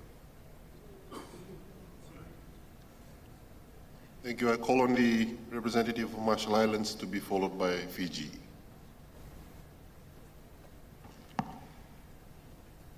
Honorable Chair, Ministers, and distinguished delegates, Yakwe, as this is my first time to take the floor, I extend my heartfelt congratulations to you, Chair, and Fiji for the hospitality, and also welcome Indonesia as the newest member, and also thank them for the beautiful shirt. This is my first time to wear, but not the last one. Marshall Islands support the Tribe Regional Implementation Plan for Climate Change and Health System Safety and Resilience. Its alignment with the Global Action Plan and the Western Pacific Vision, weaving health for families, communities, and societies, reflects the solidarity we need across the region. For the Marshall Islands, climate change is not a distant concern.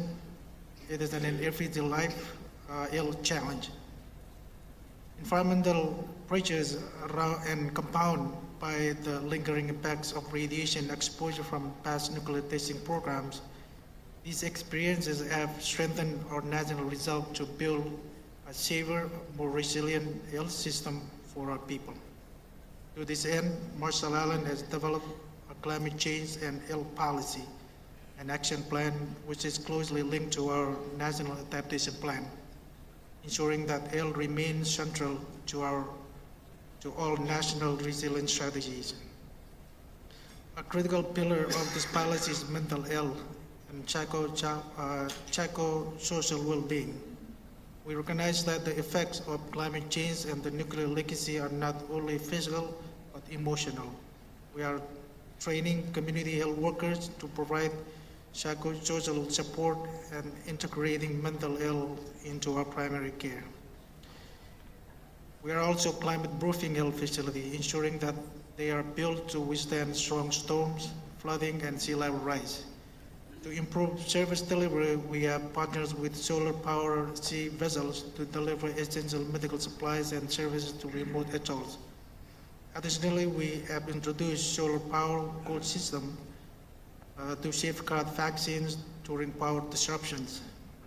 Regionally, we are proud to have supported the establishment of the Pacific Resilience Facility, the first Pacific-owned and led climate financing solution that will build community resilience. We call on all our friends and partners to weave in their support to help us synergize health and climate resilience. We also call for continued collaboration to strengthen capacity building, secure sustainable financing, and ensure that mental health, environmental justice, and innovative solutions remain at the heart of our region, climate and health response. I thank you, Chair.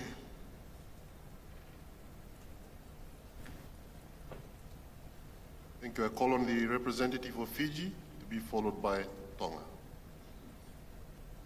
Thank you, Honorable Chair, distinguished members, ladies and gentlemen. Bolobinaka, and a very good day to you all. Allow me first to extend a warm Diwali greetings from the people of Fiji, who are having a public holiday today. It is a festival that reminds us that light will always triumph over darkness, a fitting message that as we confront the defining challenges of our time, which is climate change. Fiji would also like to thank the RD for the excellent dinner arrangement and for the wonderful evening event yesterday. It was both enjoyable and heartwarming.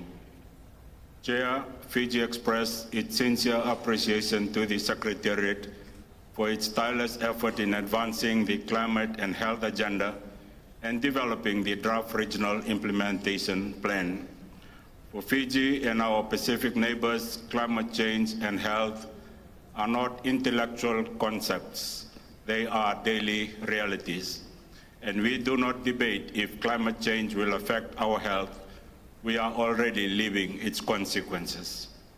Rising sea level, salt water intrusion, vector-borne diseases, and extreme weather events are directly threatening our health systems, our communities, and our way of life. While others may still have the luxury to watch and wait, we in the Pacific do not. For us, the choice is not between adaptation and mitigation, it is between our survival and loss. Fiji remains steadfast in our commitment to addressing the health impact of climate change. We continue to advocate at national, regional, and global levels, guided by our National Adaptation Plan, a 5-year roadmap to strengthen resilience, protect health infrastructure, and build community preparedness. We acknowledge the support of development partners, including the Quaker Initiative, which will further enhance our laboratory diagnostic capabilities at Fiji CDC, also strengthening health infrastructure and the capacity of our frontline health workers. But Chair, we must recognize a hard truth. Despite our collective commitment, global climate financing for health remains grossly inadequate. With less than 5% of all climate finance currently goes to health, this, in my view, must change. Fiji therefore calls on WHO and partners to champion a stronger global financing mechanism dedicated to climate health, one that ensures vulnerable countries have equitable access to resources, technology, and technical support. Chair, Fiji fully supports and endorses the Regional Implementation Plan on Climate Change and Health, and we are committed to working with member states, WHO, and all partners to ensure this plan translates into tangible action on the ground, protecting lives, strengthening our systems, and our future. Let us act with urgency, unity, and compassion for our people and for the generation to come. Now, I live and I thank you, Chair.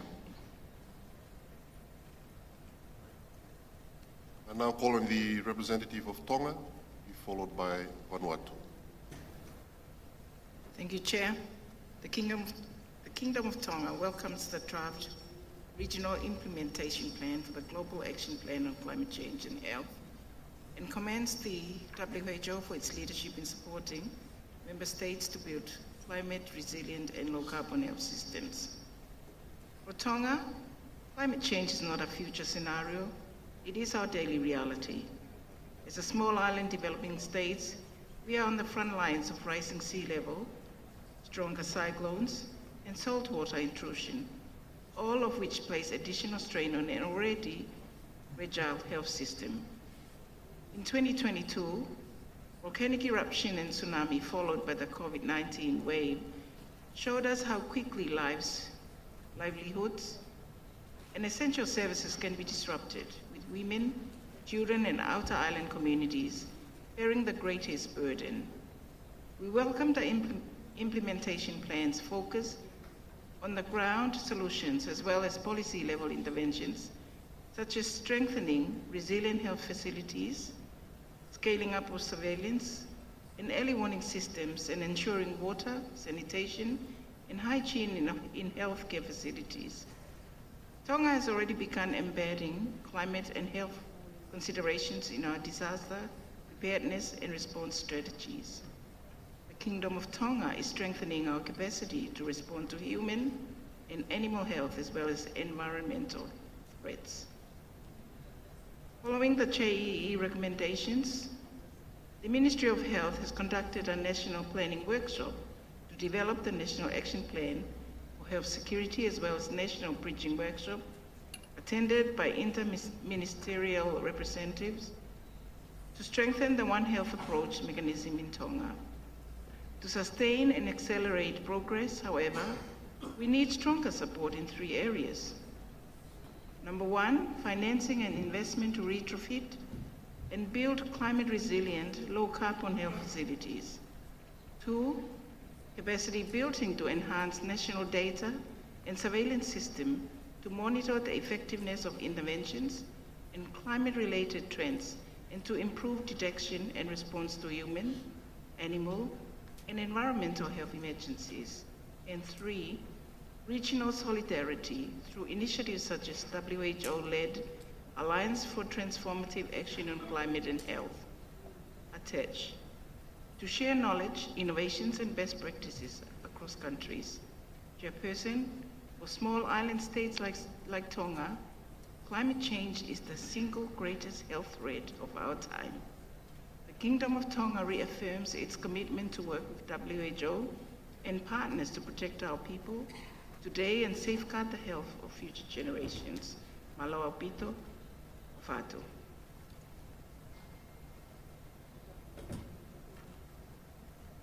I now call on the representative of Vanuatu, followed by the Republic of Palau. Thank you, Chair, distinguished delegations. On behalf of the Honorable Minister of Health in Vanuatu, Honorable John Steele Taranquetu, who sends his apologies due to parliamentarian commitments, I extend warm greetings and reaffirm Vanuatu's commitment to regional health cooperation. We congratulate Fiji on its chairmanship and sincerely thank the government and the people of Fiji for their warm welcome, generous hospitality at this year's Regional Committee meeting.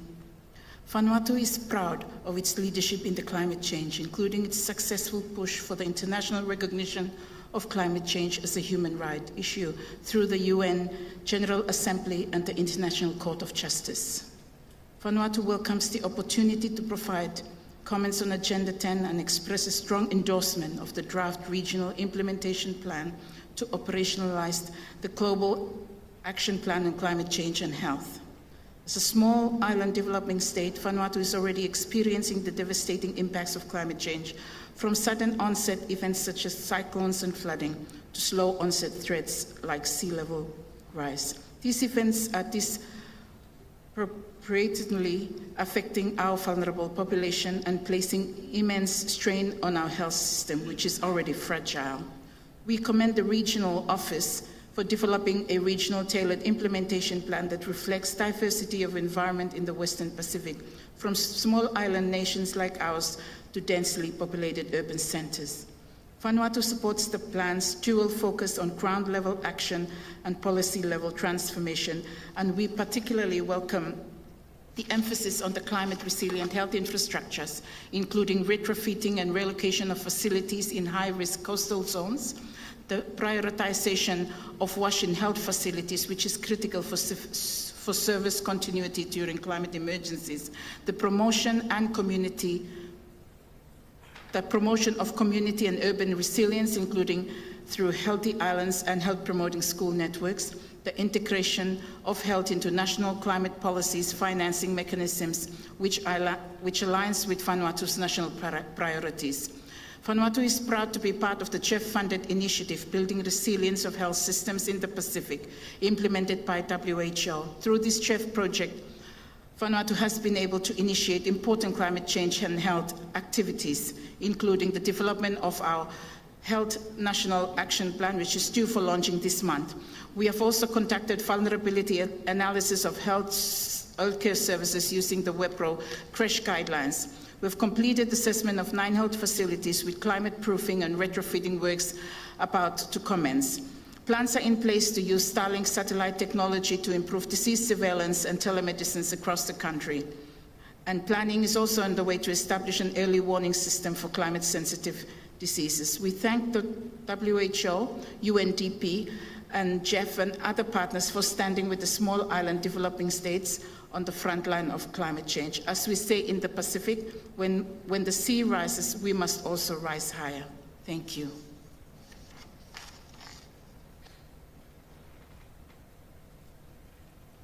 Call on the representative of the Republic of Palau. Honorable Chair and Vice Chair of the 76th Regional Committee meeting, Regional Director Dr. Pucala, distinguished delegates, ladies and gentlemen. As this will be Palau's first intervention of the week, I would like to congratulate the Chairman, Vice Chair, and officers of the 76th RCM and express the Chairman, Chairperson of the 75th RCM. Palau also wishes to express sincere gratitude to the government and people of Fiji for hosting the 76th RCM and for the warm hospitality. Palau also extends a warm welcome to Indonesia for joining our W.H.O family. Palau, along with other small island developing states and coastal communities, combats climate change every single day. From sea level rise to freshwater contamination and saltwater inundation into our farms and taro plantations, climate change is a constant threat to Palauan livelihood and survivability. Palau is optimistic, though, that with the newly launched W.H.O. Asia-Pacific Center for Environment and Health's 5-year strategic plan, we are reaffirming our commitment to resilient health systems, healthier urban and island environments, and sustainable food systems. While in Palau, we actively integrate traditional knowledge with modern science to mitigate the effects of climate change, we recognize that this vital work cannot be done in isolation. It requires strong partnerships, technology, and sustainable financing. We depend on trusted partners like W.H.O. to provide the essential technical expertise and regional collaboration to achieve our shared goals of health security and climate resilience. As the RD mentioned, if you wish to go fast, go alone. If you wish to go far, go together. My W.H.O family, we must go together to make real impact on climate change. Masulang and Vinaka Vakalevu.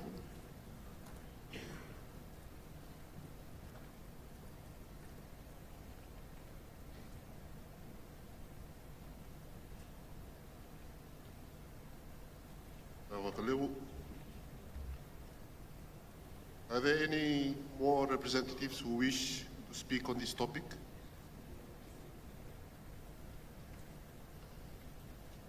If not, I understand that there are representatives of non-state actors who wish to make statements to the committee on this agenda item. Both written and oral statements will be uploaded to the RCM webpage and the meeting app. It is my pleasure to ask the representative of the World Organization of Family Doctors to deliver a statement to the Regional Committee. Thank you, Honorable Chair, and distinguished delegates, Bula and Happy Diwali.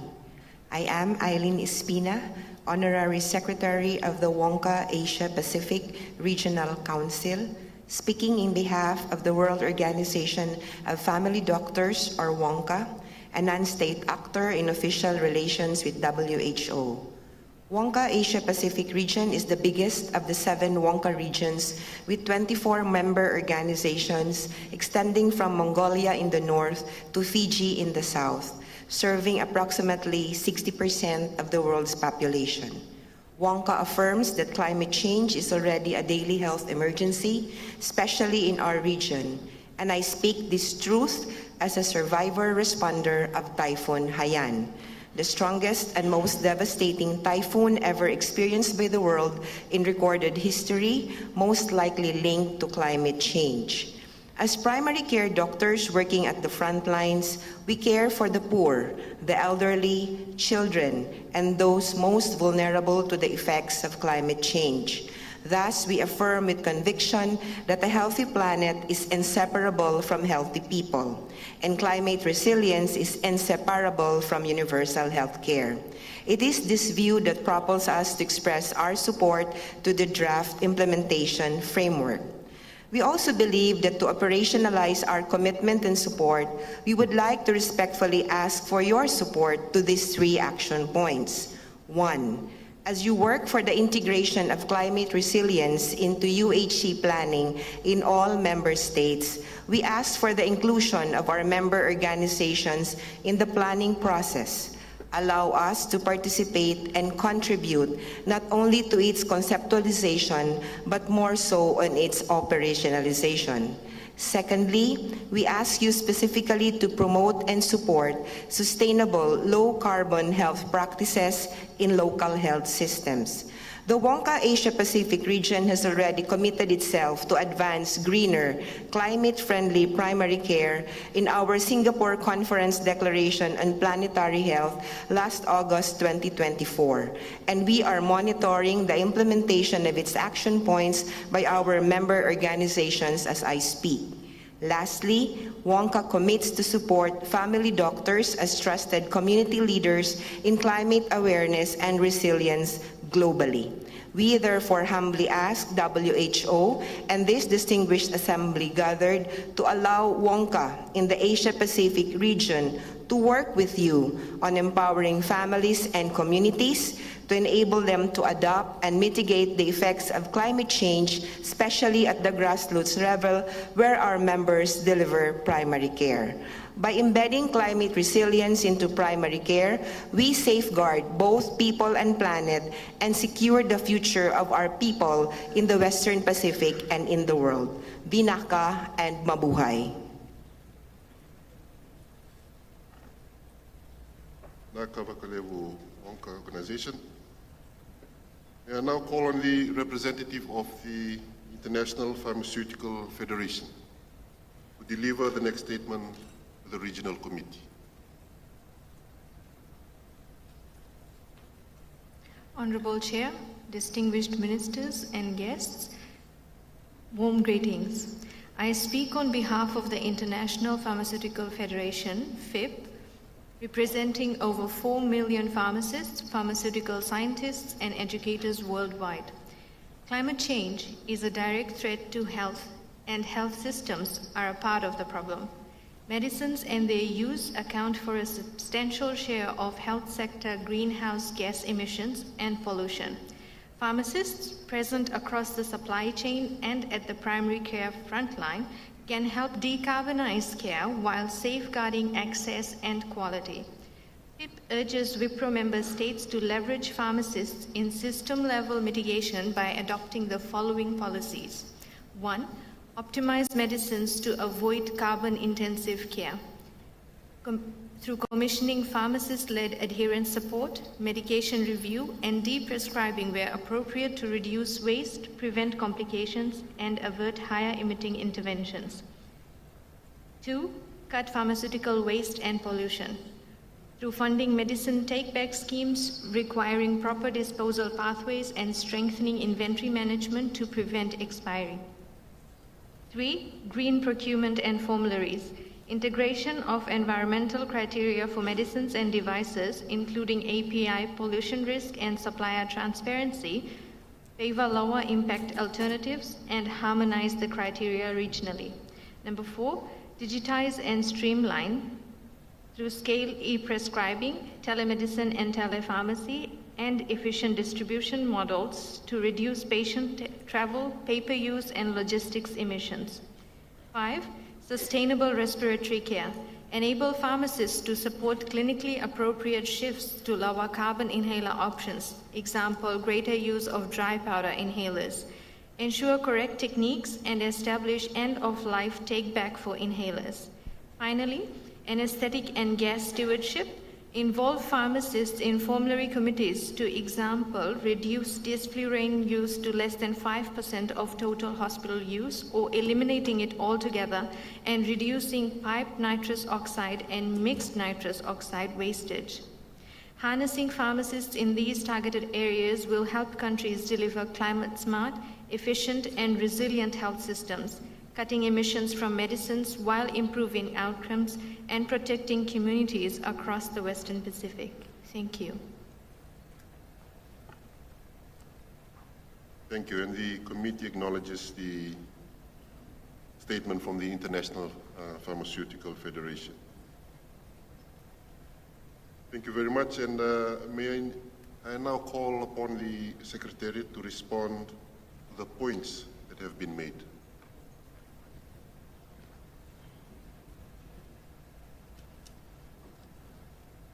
Thank you, Chair, and Bulla, happy Diwali to our member states. Thank you for your important and insightful interventions. I'm going to make a few points and then I'll respond to some of the interventions in a way that's brief but hopefully covers most of the thoughts and issues raised, and then I'll hand also to my colleague DPM, Dr. Susie Mercado.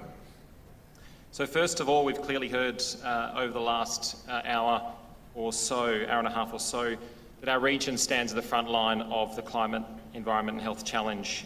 And of course, the health sector is right at the forefront. On one hand, we have an acceleration and a strengthening of commitment to climate change, environment and health, particularly under our Regional Director, Dr. Sai Piakala. But we also know that this issue is one that is real and happening every day, a lived experience and a reality for countries and communities across this great and vast region.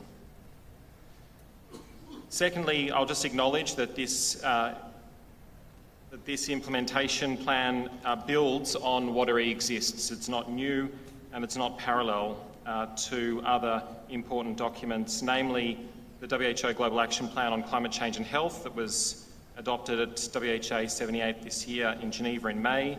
And of course, this implementation plan as a contextualised and regionalised version of that Global Action Plan also works harmoniously and seamlessly within the context of our Weaving Health for Families, Communities and Societies, the region's own strategy 2025 to 2029. The third point I just wanted to make was to acknowledge the ongoing and strong commitment from our member states across the region on this existential challenge. And whilst it is an incredibly diverse region, diversity is one of our strengths.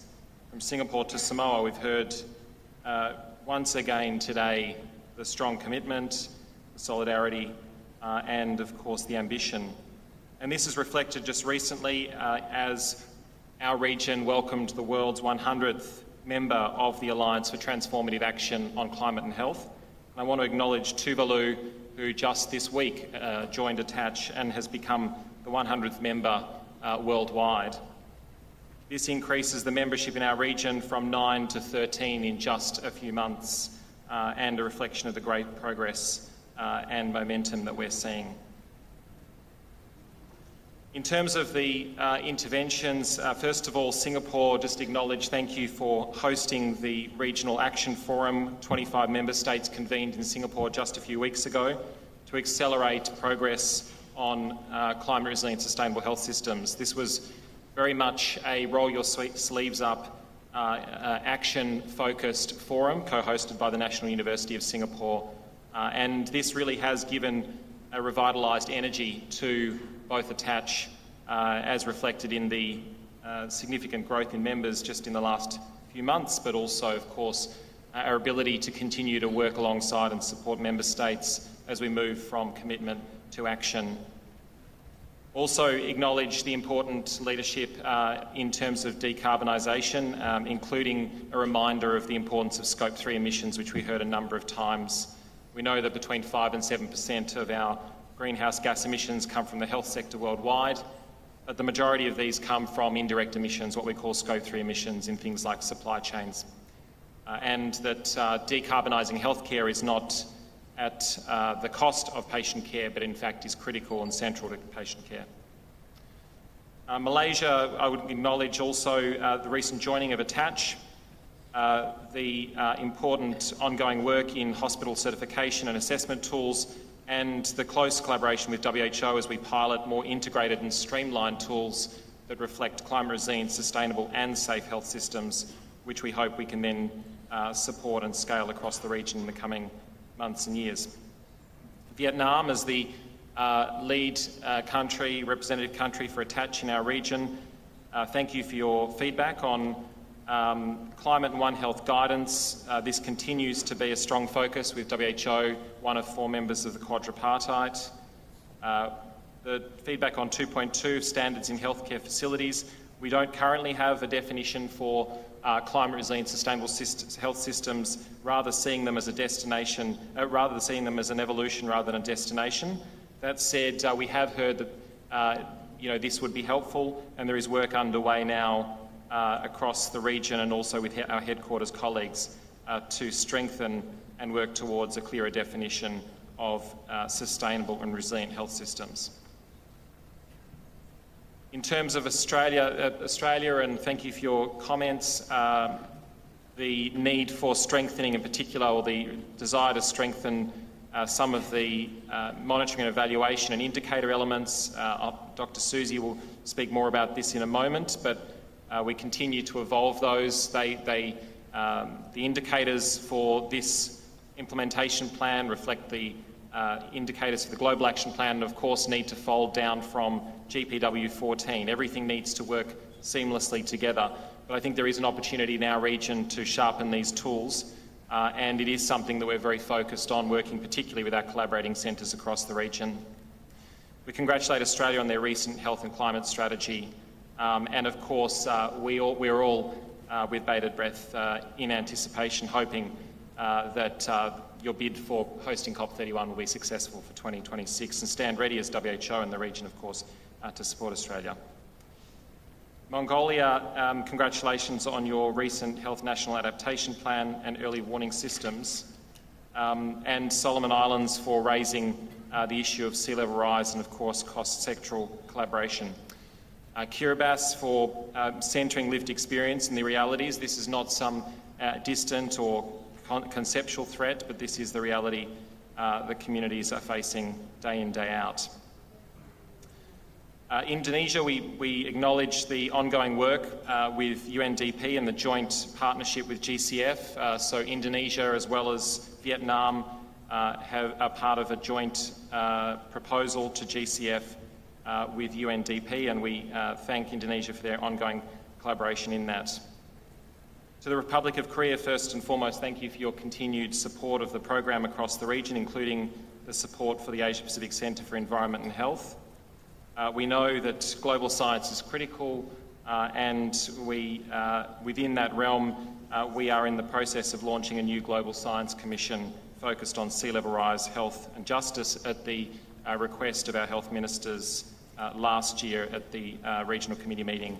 That has now been launched, and we're continuing to work closely with scientific institutions across the Republic of Korea. Japan, thank you for your feedback and adjustments that were received prior to this session. They have been reflected and will be updated in the new resolution draft. Thank you also for reminding us of our long-standing Paris agreements and the wider context that this conversation, the global context that this conversation sits within. And of course, I also acknowledge your comments on the need to strengthen the monitoring and evaluation of indicators. China, again, also commenting, and we take on point the desire to see stronger core indicators, and also support and scaling of targeted, effective early warning systems, and the importance of contextualising those to countries and to local needs. Fiji and a number of countries mentioned the importance of climate financing. We know that of global climate financing, less than 2% goes to health. This is a perennial challenge and something that WHO is certainly very focused on, including through some hard work happening at the global level to ensure that WHO indeed becomes accredited with more of the global financing organisations, but also at the regional level, we're working very hard on more country-led approaches, including a series of workshops that are just being piloted across 3 countries focused on increasing climate financing for health. Finally, Palau, thank you for your kind words for the new strategy of the Asia Pacific Centre for Environment and Health, and particularly the focus that you have and share on traditional food systems. We are in a region where food systems are strong and diverse, where we have traditional food cultures that need to be protected, that are healthy and sustainable. And we know that with a quarter of our global emissions coming from the food sector, it's a critical part of countries' NDCs and adaptation plans. Finally, to our partners, thank you for your continued partnership. Doctors, pharmacists, students, WHO cannot do this work without those millions of frontline workers around the world, and we appreciate and acknowledge this important contribution. Thank you, Chair. Thank you very much. I'd just like to respond to Japan's comment on better indicators for our work on climate change, and just to say that we also struggled, and we share your frustration about the lack of global indicators that are focused on things that we can measure. Currently, GPW 14 indicators are process indicators, and unfortunately, up to this time, it still talks about assessments and plans rather than actual changes on the ground. And we do look forward to working with Japan, recognizing decades and decades of work you've done on environment, clean energy, new technology. I think from this region, as Dr. De Mayo has mentioned, we do have an opportunity to look at what are the indicators that we want to measure. When we worked on the regional vision, the only quantifiable measure we could gather was that on safe water in health facilities. So I think this needs to change. We need to do a little bit more work on that. And I think it's for this reason that the leadership of the Asia Pacific Center for Environmental Health for our region is very important. They are doing all of the work on environment and health is focused now in this center. And I don't know if you guys saw their plan, but this is available. Sandro can make this available to you. This is the 5-year strategy, and this is the regional strategy. They're not just a center out there. They are the focus or the hub of all our work on environment. And they have noted 3 strategic areas for the next 5 years, and these are, of course, the health sector, food systems, and then the other settings. Urban settings, which are cities, and then island settings. So this signals our need to look at highly contextualized and localized action instead of national plans and assessments. We can do something at that level on the ground, and I think we can learn from other countries on this. It is clear that there needs to be a big overlap in the technical work between the work on climate and the work on emergency preparedness. And Sandra has mentioned the Lancet Commission on Sea Level Rise, Health and Justice, or Health, Sea Level Rise and Justice. And recently we did talk about the impact of sea level rise, which many of the member states have mentioned, on existence, right? And so I think, unfortunately, the public health issue we need to deal with in sea level rise is going to be that of displacement. And displacement is not something we can simulate. As we have heard from all our Pacific Island member states, it is really now about responding to the rise in sea level, and I think there is an opportunity through the Lancet Commission to articulate or to amplify the voices of the Pacific. And this is an opportunity that we should not miss. I'd also like to note how Korea, Hong Kong, Japan, Australia have talked about integration of meteorologic information in surveillance.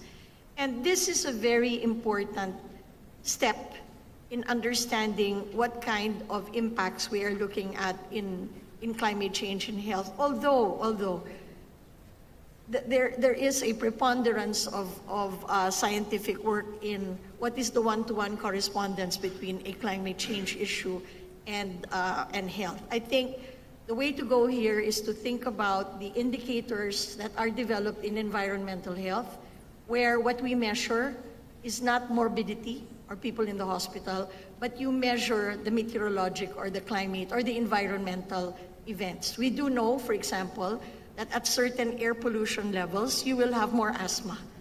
You don't need to count how many people are getting asthma. You just need to see what the air pollution index is. So that perspective is very important, because we might spend a lot of time researching on what is the direct correlation between one thing and another. If we use an environmental health perspective, then we can look at the environmental challenges. So, for example, when we're thinking about death of older persons related to heat. We are just calculating for excess mortality. We don't need to say it's one-on-one. You just look for excess mortality in a certain age group that's linked to increase in temperature or heat, and then we know that we have vulnerability, we have a problem, and that interventions are needed. So I think I would encourage everyone to take a copy of the strategic plan of the Asia-Pacific Center for Environmental Health, and like Dr. De Mayo, I just want to recognize the critical role that Korea has played in making this center a resource for everyone, and they should be able to reach out to you and to help you with whatever needs you have in relation to climate. Thank you very much. May I turn back to the chair? Thank you. Thank you very much, Dr. Mercado and Dr. De Mayo. There are no further comments. May I request the rapporteurs to draft an appropriate resolution. And that concludes our consideration of this agenda item. I thank you very much. And before we break for lunch, may I remind the committee that there will be a side event on the WHO pandemic agreement at 12:50 here at the plenary hall.